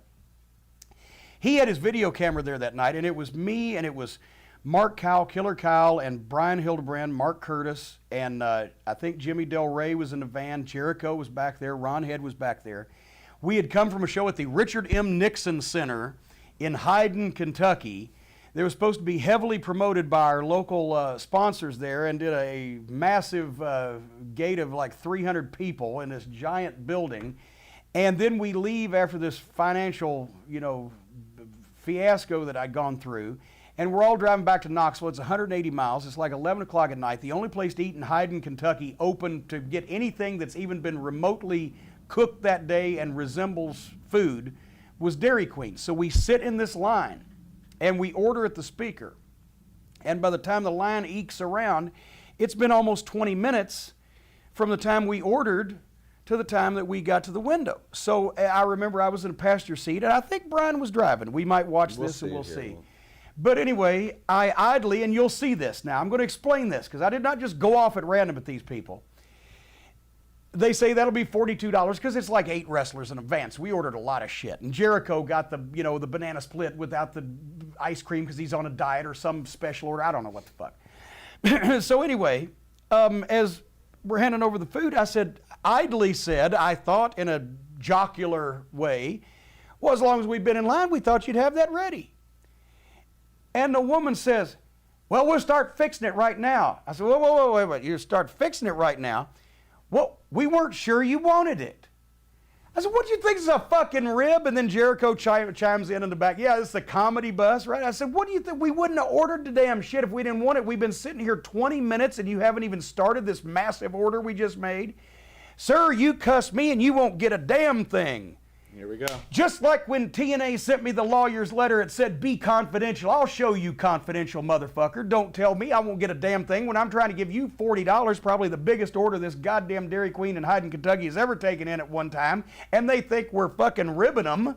So, therefore, boom, shit. Here we go. Went from there. Listen carefully. You know those two the 2 double cheeseburgers were extra cheese only, nothing else on them. Just extra cheese only, that's it. Extra cheese, nothing else on them. We figured you had that already by the time we got up here. Didn't know what? Didn't know whether to fix it or not. We wouldn't have ordered it if we didn't want it fixed. Goddamn. You're a fucking idiot. This has been a fucking comedy show. Jericho. This is like a fucking comedy bus to you. You know what? Hey! What, you the goddamn cousin that fucking window. You know, she was cussing at him. She wasn't even cussing at me now that I look at this again. There we go. Hey! We ordered the damn shit because we're hungry, not because we wanted to fuck around. Don't cuss me, you fucking ugly bitch. Just clarifying. Candido and Tammy were inside at the counter. Motherfucking line, you stupid son of a bitch. Anyway, we ordered goddamn $30 worth of fucking food and sit here for 15 minutes and they don't even start fixing it till we get up here because they think we're fucking joking. We just sit here. That's the manager I'm telling, by the way. He's wondering what's going on. He said, I'm sorry, sir. I couldn't see who was driving. Fucking little cunt. Damn straight. They didn't start a fucking thing. I thought we were joking. 15 fucking minutes. Got to drive 200 fucking miles. I thought we were joking. Look at them. God, yeah. Damn it. You're stooges. Oh, I tell you, Mo. Why is that funny every time I see it? It's overplayed. I know, guys. I know what the fucking board is going to say. I know. I know. I used to funny have... every time you see it. It's like, well, who's on first? 15 years ago, I used to have people at the WWF house shows in the third row of ringside chanting, Dairy Queen, Dairy Queen. But once again, simple matter of competence at your job. Good Lord. Well, and there you go. Yeah, Chris Jericho, Ron. Okay, so Bombshell Billy on the Kayfabe Memories board actually knew that it was Ron Head, so shout out to him. Guitar Dude says you ever had a problem at Wendy's. He ordered the banana split with no fucking ice cream to further complicate. Guitar Dude says you have a problem at Wendy's. I think he means Dairy Queen since the incident. Oh, since the subsequent to that. Yeah. No, I think there's a picture of me, and many Dairy Queens in the Southeast do not serve this man. Did you eat the food that night? Oh yeah, well, it's Dairy Queen. If it they tastes- spit in it, it would help the seasoning. I was going to say, maybe you wouldn't be able to identify. Mark, courtesy of F4W Online, I believe you made a statement to the woman that you were verbally abusing, degrading, and here we go. Oh, here we go. And insulting because she apparently got your fast food order wrong that she couldn't get a job anywhere else. Do you find this ironic since you can't keep a job or run your own business? Thank you, Mark. And fuck you, by the way. He won't even be the fuck you of the week. But wait a minute. Now, let me take this point by point. I was verbally abusing, degrading, and insulting her, but she didn't get the order wrong. She didn't do the order. And I never said she couldn't get a job anywhere else, did I? I was too busy calling her a fucking cunt. Right. And lastly, I can't keep a job or run my own business. Well, I don't keep jobs that I don't really want, and I've run my own business. And by the way, Mark, fuck you.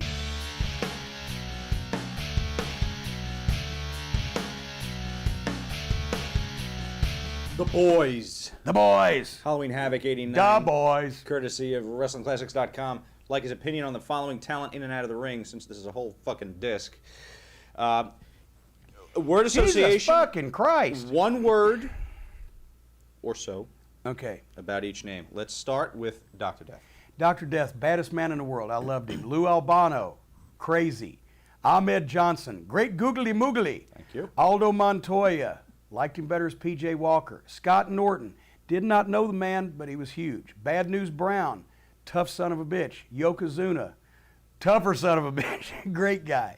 Great Muda, the Moonsault. Tajiri, C. Muda. Rick Martel, didn't know Rick that well. I don't remember. I met.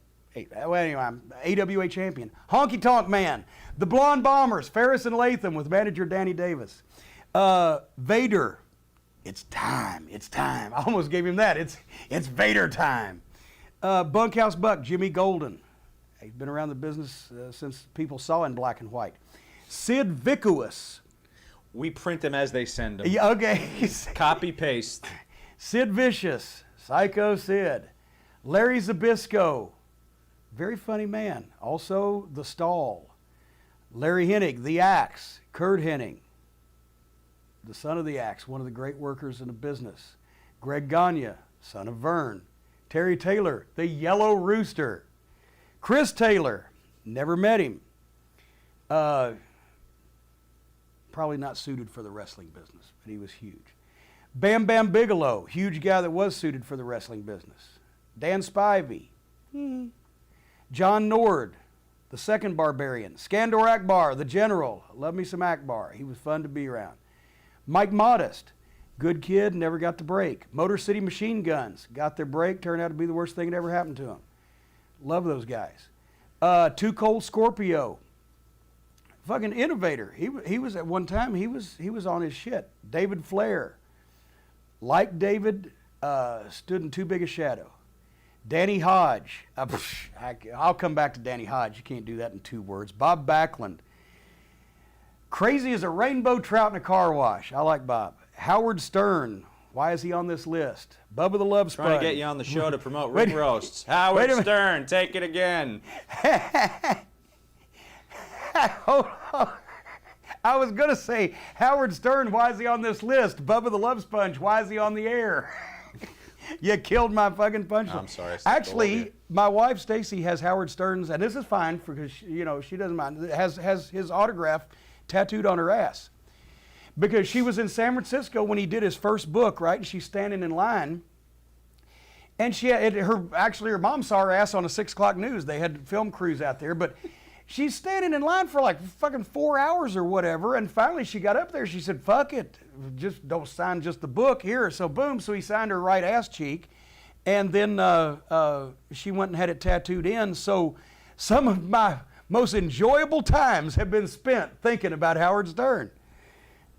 Anyway, China, great country, lousy wrestler. X-Pac. I like Sean. Most of it wasn't his fault. Trevor Murdoch did not get the opportunity he should have gotten. Heck of a worker. Al Snow, head. Love his work. Wasn't crazy about his booking when he was working at OVW. I love you, Al, but come on. It was a little funny. But you were doing sports entertainment. Alex Wright. Never met him. Do remember him. could not dance worth a shit, but his father was a great wrestler. Steve Wright, the German guy. Disco Inferno. He legitimately, if he was, and I'm coming back to Danny Hodge, if Disco Inferno ever gets anywhere near the booking job of any wrestling promotion, please, somebody shoot him. Legitimately, he wanted to do shit like the Invisible Man and People from Mars and the evil architect named Bill Ding. And no. At first I was laughing and I thought, but then people said, and no, he kept with it. He's serious. Sports entertainment would look like goddamn, Marcus of Queensberry boxing in the 1890s compared to what he is. So I like the guy as a person, but if he ever gets anywhere near a book, somebody shoot him in the fucking head. Danny Hodge, I will go back to and just say, I mean, without doubt, one of the all-time greatest athletes that this country has ever produced, and not even taking professional wrestling into account, if there was a UFC or a Dana White in the 50s or there was a Danny Hodge in his prime today, there'd be no question who the biggest gate attraction in all of combat sports would be, and Brock Lesnar would be screaming in the streets for his mother. That's how bad Danny Hodge was. And you can read his book. And I don't even sell it at jimcornette.com. I'm just saying. Ray Luca from Naperville, Illinois. Jim, please tell us a good Bob Caudle story. Did you intentionally try to say something funny to make him laugh? Constantly. And it was easy to get to Shivani, and I'd even get Big Bubba Rogers to stand back there, and every once in a while you watch the tapes, he'd have to turn.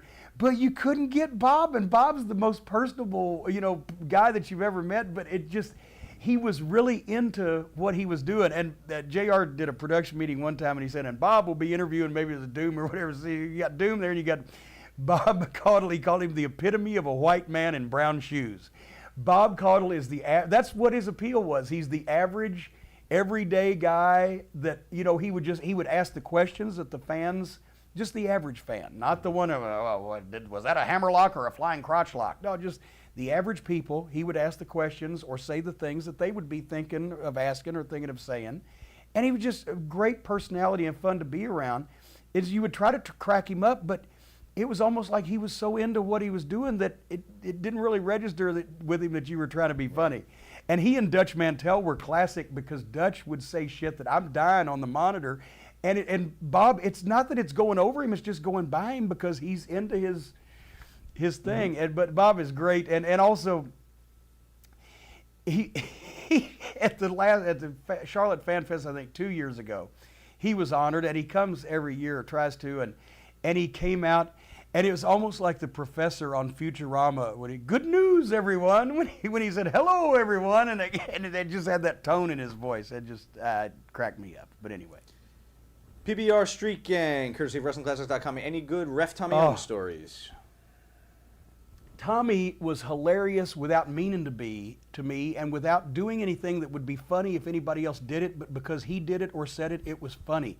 I would call him the Felix Unger of professional wrestling because he was so persnickety. Like one time at a talent meeting at the office, Dusty, opened up the floor. Does anybody say anything? And it's not Ric Flair that stands up, or it's not, the Horseman or the Midnight Express or Nikita Koloff or anybody that stands up. It's Tommy raises his hand first. Guys, I'm telling you right now, I'm just telling you, we're meeting for rides at the Holiday Inn on Woodlawn. I was over there last week, the corner where we always park. Couple of beer cans, newspapers. I'm not saying anybody in particular, but we got to keep these areas policed. We got to keep them clean, or these businesses aren't going to let us park our cars there when we were out to the towns. Okay, thanks, Tommy. We'll take care of it. Or he was so cheap.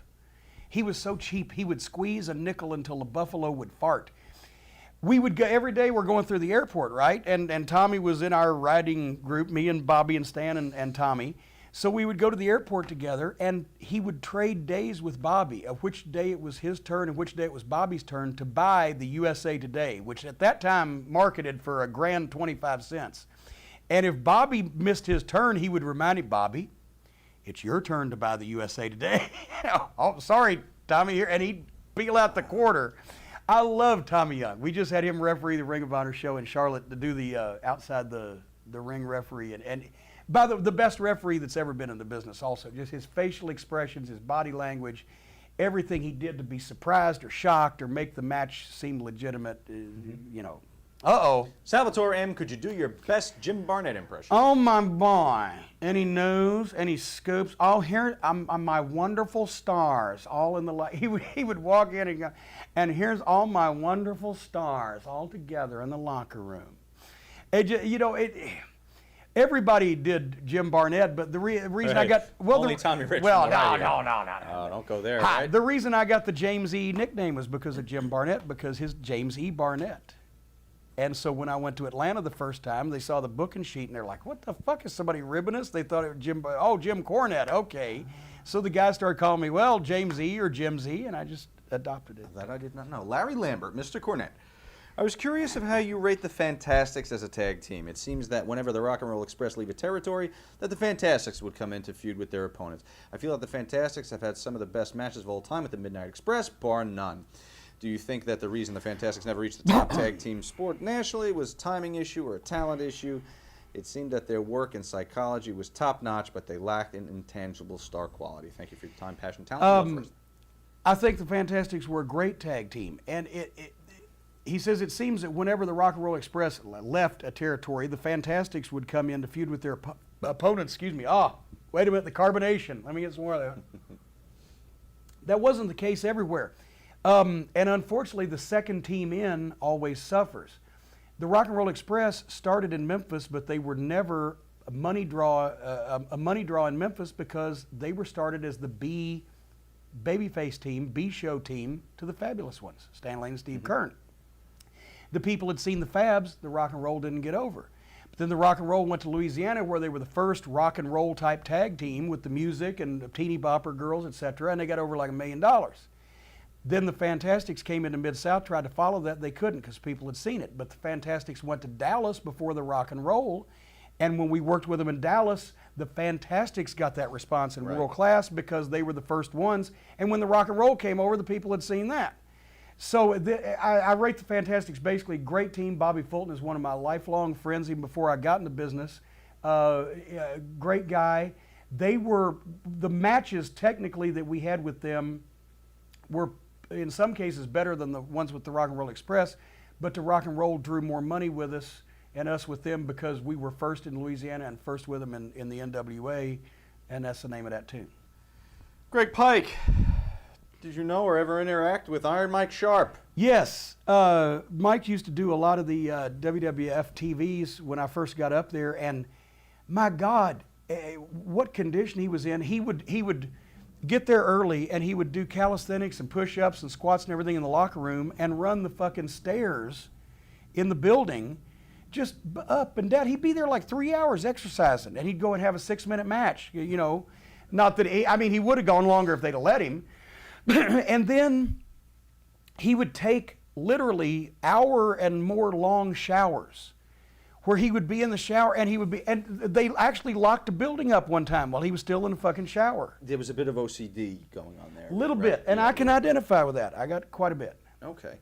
Jason from Melbourne, and also Ray Luca asked your opinion of PG-13, and you got any good Jamie Dundee stories? Jamie Dundee, YouShoot, available at kayfabecommentaries.com. PG-13 was a great fucking tag team. They actually, they had the Public Enemy deal before the Public Enemy did.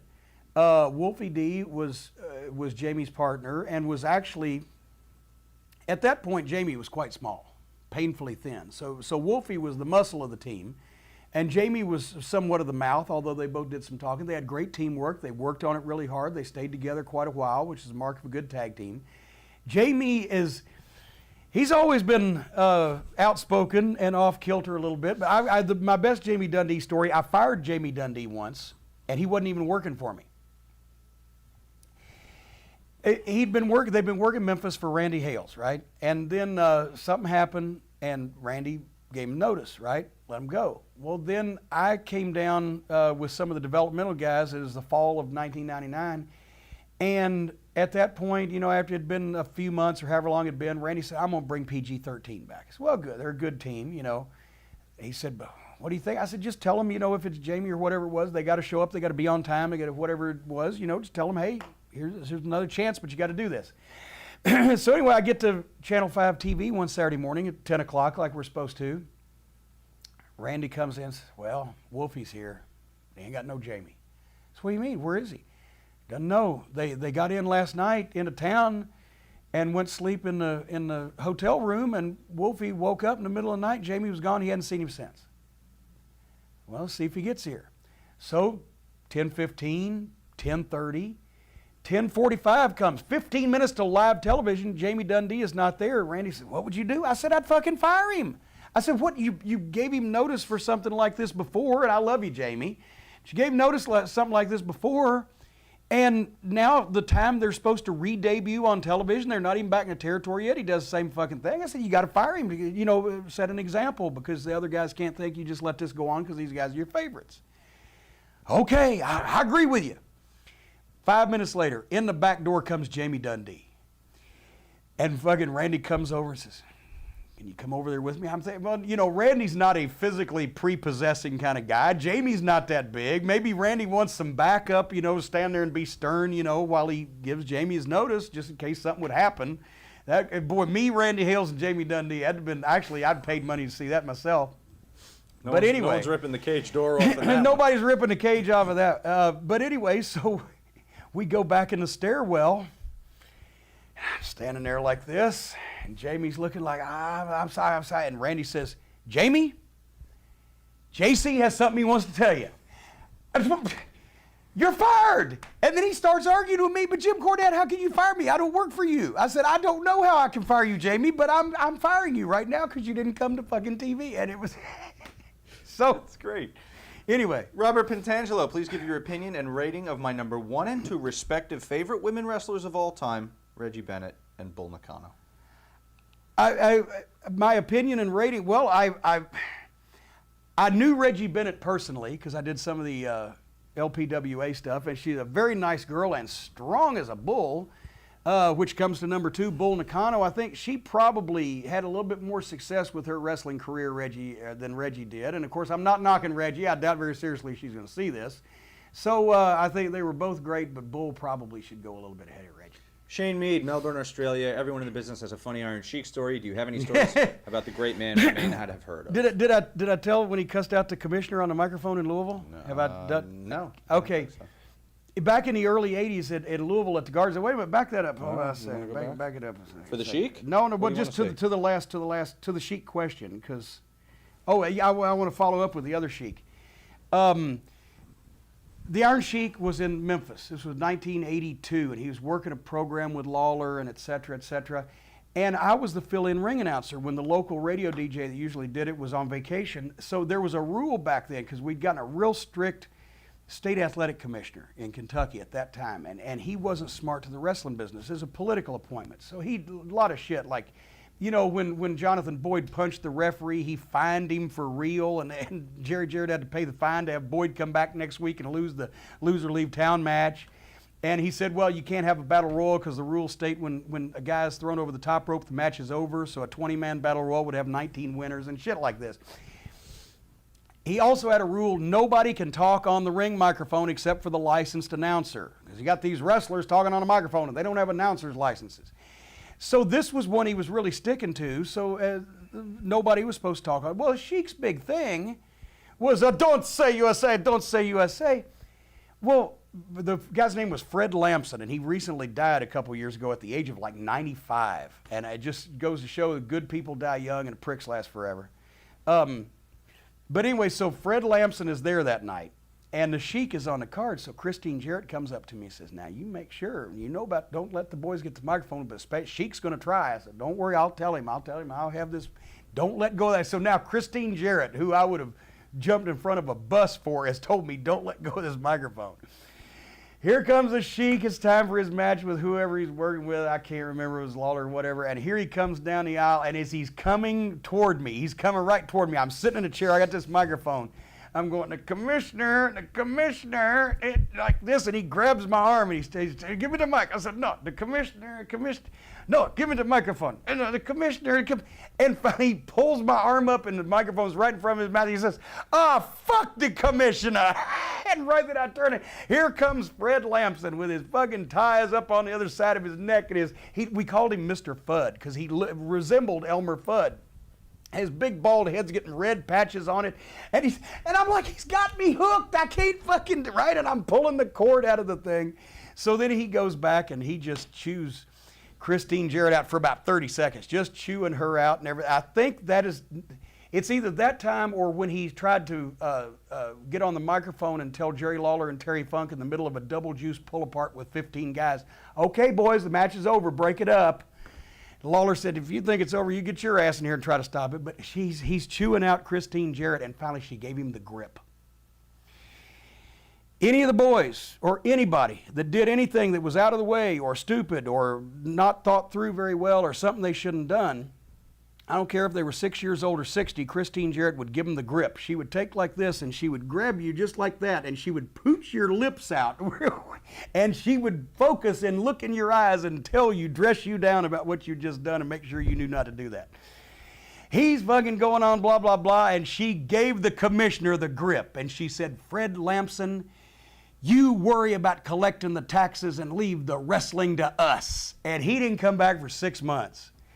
Christine Jarrett, she could have stared down a fucking mountain lion. I'm just telling you. Oh, and did I ever get to meet the Sheik Ed Farhat? Yes. Street gang. Did you ever get to meet Ed Farhat? I actually got my picture taken with the Sheik wearing the United States Championship belt with an independent show in 1991 after I'd left WCW. But the first, after all those years, I was never around. And finally, the 88 Great American Bash in Detroit, Dusty arranged to book the Sheik. It was the Sheik and Dusty against Kevin Sullivan and Dick Murdoch, right? And Detroit had not been doing well. They did over $100,000 gate that night. And Bobby Fulton grew up in Ohio and got to see the Sheik in his glory days as a childhood wrestling fan. So me and Bobby Fulton are standing in the back watching the first match, but we're waiting for the Sheik to show up because the first match on the card, this was his deal. The first match on the card would be going, and all of a sudden the back door of the Cobo Arena would lift, and in would come the stretch limousine, and out would get the driver. And he'd walk around, and maybe the other bag assistant would get out of the other side, and they'd walk around and they'd open the door. And out would step the Sheik with a three-piece suit on with no shirt, a big amulet, and his headdress. And they would grab the bags and they would fall in behind him as he... And so now there's a match going on in the ring, and there's fucking 8,000 people or whatever it is with their heads craned to watch the Sheik because he was that larger-than-life personality. And I've seen people come into the arena on actual entrances for their matches, on horseback, Lawler, and drop from the ceiling. Lawler did that. A bunch of people, Sting has done that, and every kind of in-between. The most magnetic entrance I ever saw into a building was just for the guy, just for the periphery of people to just see, like, oh, because all the focus wasn't on him, but he knew that if he carried it even that level, to come in when the show was already going on and interrupt things and blah, blah, blah, and just they see him just walking out from the car to the locker room door, that was good enough. That guy made money for 40 fucking years. He never dropped his gimmick. Well, problem is he lost the money because he never dropped his gimmick. And that's, you can take a good thing way too fucking far. Well, the focus has been on you for the last 2 hours or so. And rightfully so. Rightfully so. And I thank you once again. Thank you. It's been fun. We've learned a thing or two. Oh, do I have 5 minutes left? Is there 5 minutes of tape or even less than that? I just want to, just a couple of things off my chest before we do the deal. Go ahead, actually, yeah. I'm not going to get into specifics, but there's two things. Number one, people have a problem when I call them up on a phone and cuss them out. And now don't leave. Yeah, go ahead. Go the anywhere. show is yours. No, but I want you here. I want you here. Come here. Come here. Shot with you alone. Come here. It'd be a funnier shot. Because I've never done this to you. I've never called you up and cussed you out. I did send that one smarmy email.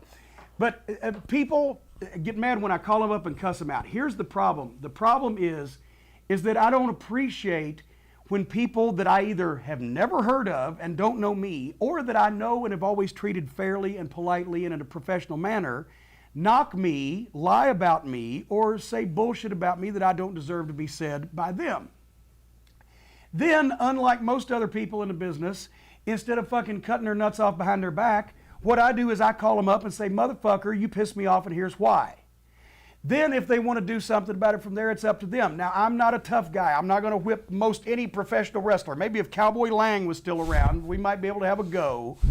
I could whip Vince Russo, but he's never been in a fight in his life. But I'm not saying I'm a tough guy, but I will tell you what I think if I believe that I've treated you fairly, or I've never done anything to you and you fucking knock me, or if you lie about me and something that I haven't done, there's plenty of shit that I have done to fucking go ahead and pick from. You don't have to make shit up. The TNA put the, which I'll talk about in just one second, TNA put the story out trying to make themselves baby faces after they released me because I was making Vince Russo look bad by pointing out how shitty his stuff was. They put out a story, I acted unprofessionally towards Russo. As I told the people in New York City when I debuted for Ring of Honor, if I had yelled and screamed at Vince Russo, if I had called Vince Russo names, if I had lunged for Vince Russo's neck, not only would I be telling you word for word, verbatim, exactly what I said, but I would hopefully have video from some bystander as well to share with you, and I would put it up on my website. It didn't happen. They were trying to make themselves babyface. And of course, Vince Russo, whenever I'm let go from a situation, is always 1,000 miles away from me because he doesn't have the balls to confront me about it. Now, having said that, last thing I'm going to say, the TNA situation with the legal letter came down to this. To be quite honest, I'd always, as I said in the letter, I'd always got along with Terry Taylor, and he had actually sent me an email saying, Jim, I've always been your friend. I like you, I really do. I'm sure we'll work together again someday, your friend Terry Taylor. And that was last October, the last thing he ever emailed to me. And since then, people had told me, you know, Terry Taylor's a stooge. He's a backstabber. He's a liar. He talks out of both sides of his neck. He was in on it with Russo. They were trying to take over the company, to take over the direction of the company, and it would have succeeded, except then a month later they hired Bischoff and Russo to come in, or Bischoff and Hogan to come in, and they take over from Russo and Taylor, trying to take over from Jeff, and a whole bunch of backstabbers. But anyway, so I wrote Terry Taylor a simple little email doing two things. Putting over him and all the rest of the people in the company that I liked, many of them by name, and saying about Vince Russo what I've always wanted to have the opportunity to say to Vince Russo's face, not even on the phone, in person, because he's always been so gutless he makes himself scarce whenever there comes a time where it's got to be a him or me type of thing.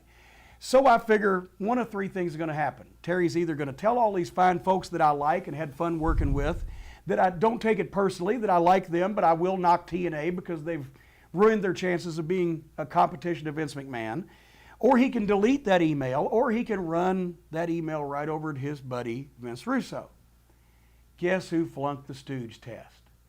And you know, I'm not as broke up about it. I got hundreds of emails over the next several days after this happened, and I'll tell you why it happened in a second, but I got hundreds of emails, and I know what it's like to lose a friend. You know, it's a pain that goes deep. Well, I appreciate y'all thinking about me, but it wasn't that painful because I'd had people that I really do respect and really do believe tell me, I didn't have proof, but they told me Terry Taylor's a fucking weasel. So I just gave him a weasel test.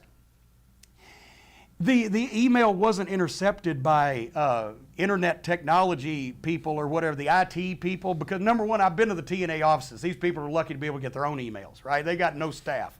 Secondly, the letter that I got sent the copy of was not the email that I sent to Terry Taylor. It was the email that Terry Taylor sent to Vince Russo in the time and date that he sent it to him to his personal email address. So he forwarded it, shot it right over. Just like the fucking spineless, dickless stooge that Terry has become since he wears that empty suit now because he's scared he'll get fucking fired because he's had so many problems everywhere else and he couldn't get hired in WCW because of human resources complaints about hitting on the girls and all that stuff. But anyway, so the only reason that this became public knowledge, because once I sent the email, you know, I was going to forget about it because I never heard back. But a month later, I figured you just delete, boom, and that's fine, moving on.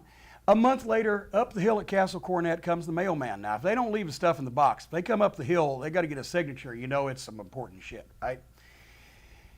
A letter from a Beverly Hills law firm saying that not only have I committed terroristic threats, now what I did was I said all the things that I wanted to say to Vince Russo's face in this letter to Terry Taylor. One of the things was, I said, if I could figure out a way to murder him without going to prison, I would do it. And that's true, I would.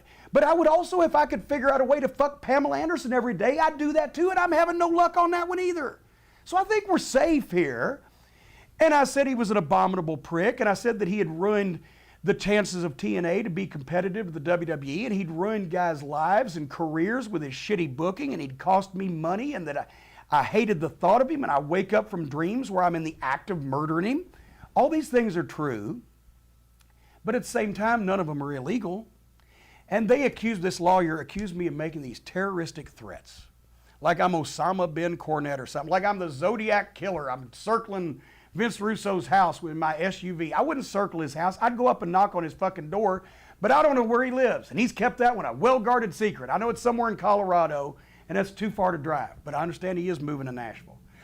But anyway, this letter from his lawyer goes on to state, and let me know if I'm running out of tape here, but this letter from his lawyer goes on to state that in addition to the fact they've reported me to the federal and state authorities, I got news for you. They've been aware of me for quite some time now. You didn't tell them anything they didn't already know. But in addition to that, not only do they give my information to all these people, if anything happens to Vince Russo, so what I'm doing now is I'm encouraging everybody out there, if you see him walking across the street, don't run over him. They'll come and hassle me. At least let me know so I can get an alibi or something. Because the whole thing's a fucking joke. But they also said you've revealed confidential information. And by your TNA talent contract, you're bound to confidentiality. It was an email sent to the guy that signed my TNA contract. Terry Taylor's the head of talent relations. What am I telling him he don't know? I probably could, but there was nothing in that email that he didn't know. So they said basically, we hold you to your confidentiality. I'll show you confidentiality, motherfucker. Here's the fucking problem. The fucking problem is I've known some of you people for 30 years, and you didn't realize that if I get a letter from a lawyer telling me because I hate Vince Russo, I need to shut the fuck up, I checked out billboard rates, but I figured the people couldn't read the fine print that far up, so I put it on my website, and I'll do the same thing because I want people to know what Vince Russo has done to the wrestling that they enjoy, that we perform, and that everybody has to suffer for. That's what I wanted everybody to know, and so they want to send me a lawyer's letter and tell me to shut up.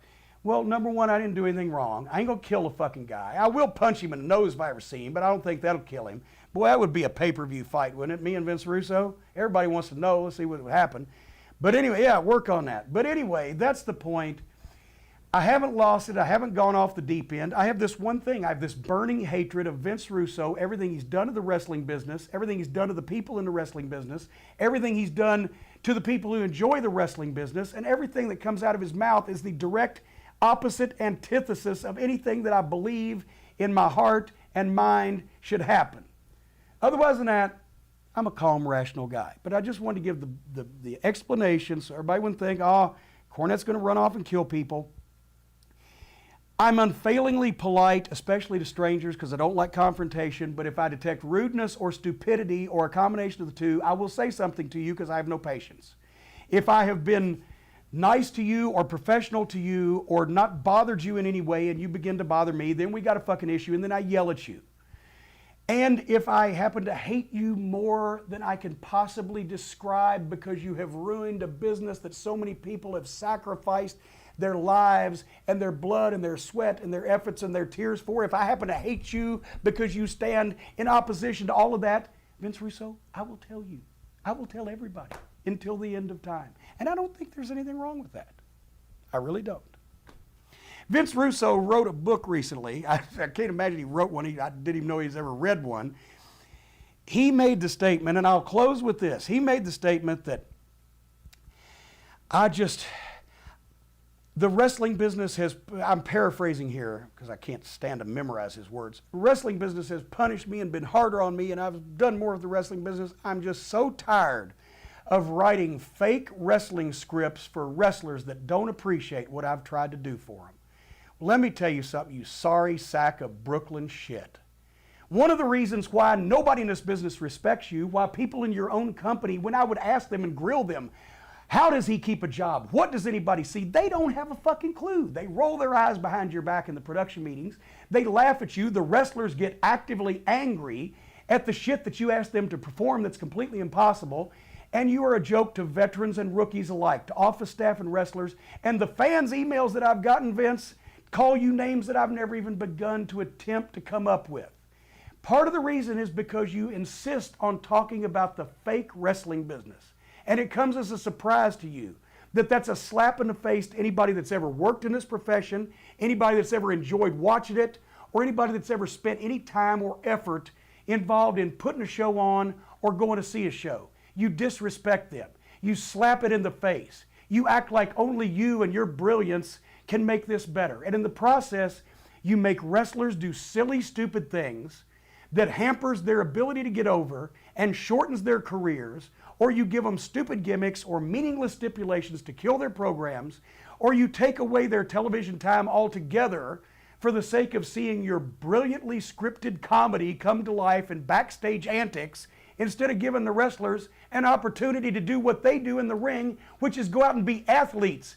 You jock-sniffing son of a bitch, something that you've never been, and I admit I've never been. Instead of being athletes and getting themselves over, if it ain't about your writing, Vince, then you don't like it. And that's why you don't like wrestling. And that's why we don't like you. And that's why we wish you would all piss up a fucking rope. Thank you very much. I just wanted to clear those things up. What would his reply? You've been talking about Vince Russo for I years. don't know What do what you his think reply would be. If he were here, you know him he better would say, than... but he would say, but wait a minute, I created Steve Austin and The Rock. I've sat at a meeting, at a TNA talent meeting, and listened to him lie. And I believe, actually, I don't think he was lying. I think he remembers it this way. Lie and say that he talked Vince McMahon, he twisted Vince McMahon's arm into letting Steve Austin do color on Raw one night, and then Vince saw that he was a great talker, and that was the start of Steve Austin. No, it was the King of the Ring. You remember it. The King of the Ring always gets the winner always gets an interview. He came out and said, Jake the Snake, you can say your prayers and thump your Bible, but Austin 3:16, which was all him, said, I just kicked your ass, and the next day was the Austin 3:16 signs, and Vince McMahon, who I was standing behind when he was looking at the Austin 3:16 signs, said, yeah, we got something here. And then he told Russo to fucking write some shit for him, or to at least just put him on the format so Austin could be himself, which is more appropriate. And so now for all these young guys that don't know better and weren't there, Vince Russo well, I created Steve Austin. Vince Russo had a year and a half of wonderful business in a company that was very, at the time, loaded with talent and people to back him up and support him. He went off on his own to WCW, and we know what happened there, and we know what's happened since, and he can't even keep a CD warehouse in business. So I don't know what his response would be, and I don't give a fuck, because all he ever talks about is, well, I like good wrestling, it's just fake wrestling I don't like. And then he proceeds to call all wrestling fake. And he insults the fans when he does it, and he insults the people involved in the business when he does it. So I don't know what his response would be, and I don't care. If you want to put a pay-per-view together, we'll find out what his response would be to this. Well, we'll see. How about that? I created Jim Cornette. Thank you for You didn't create me, you just popularized me. Thank you for shooting.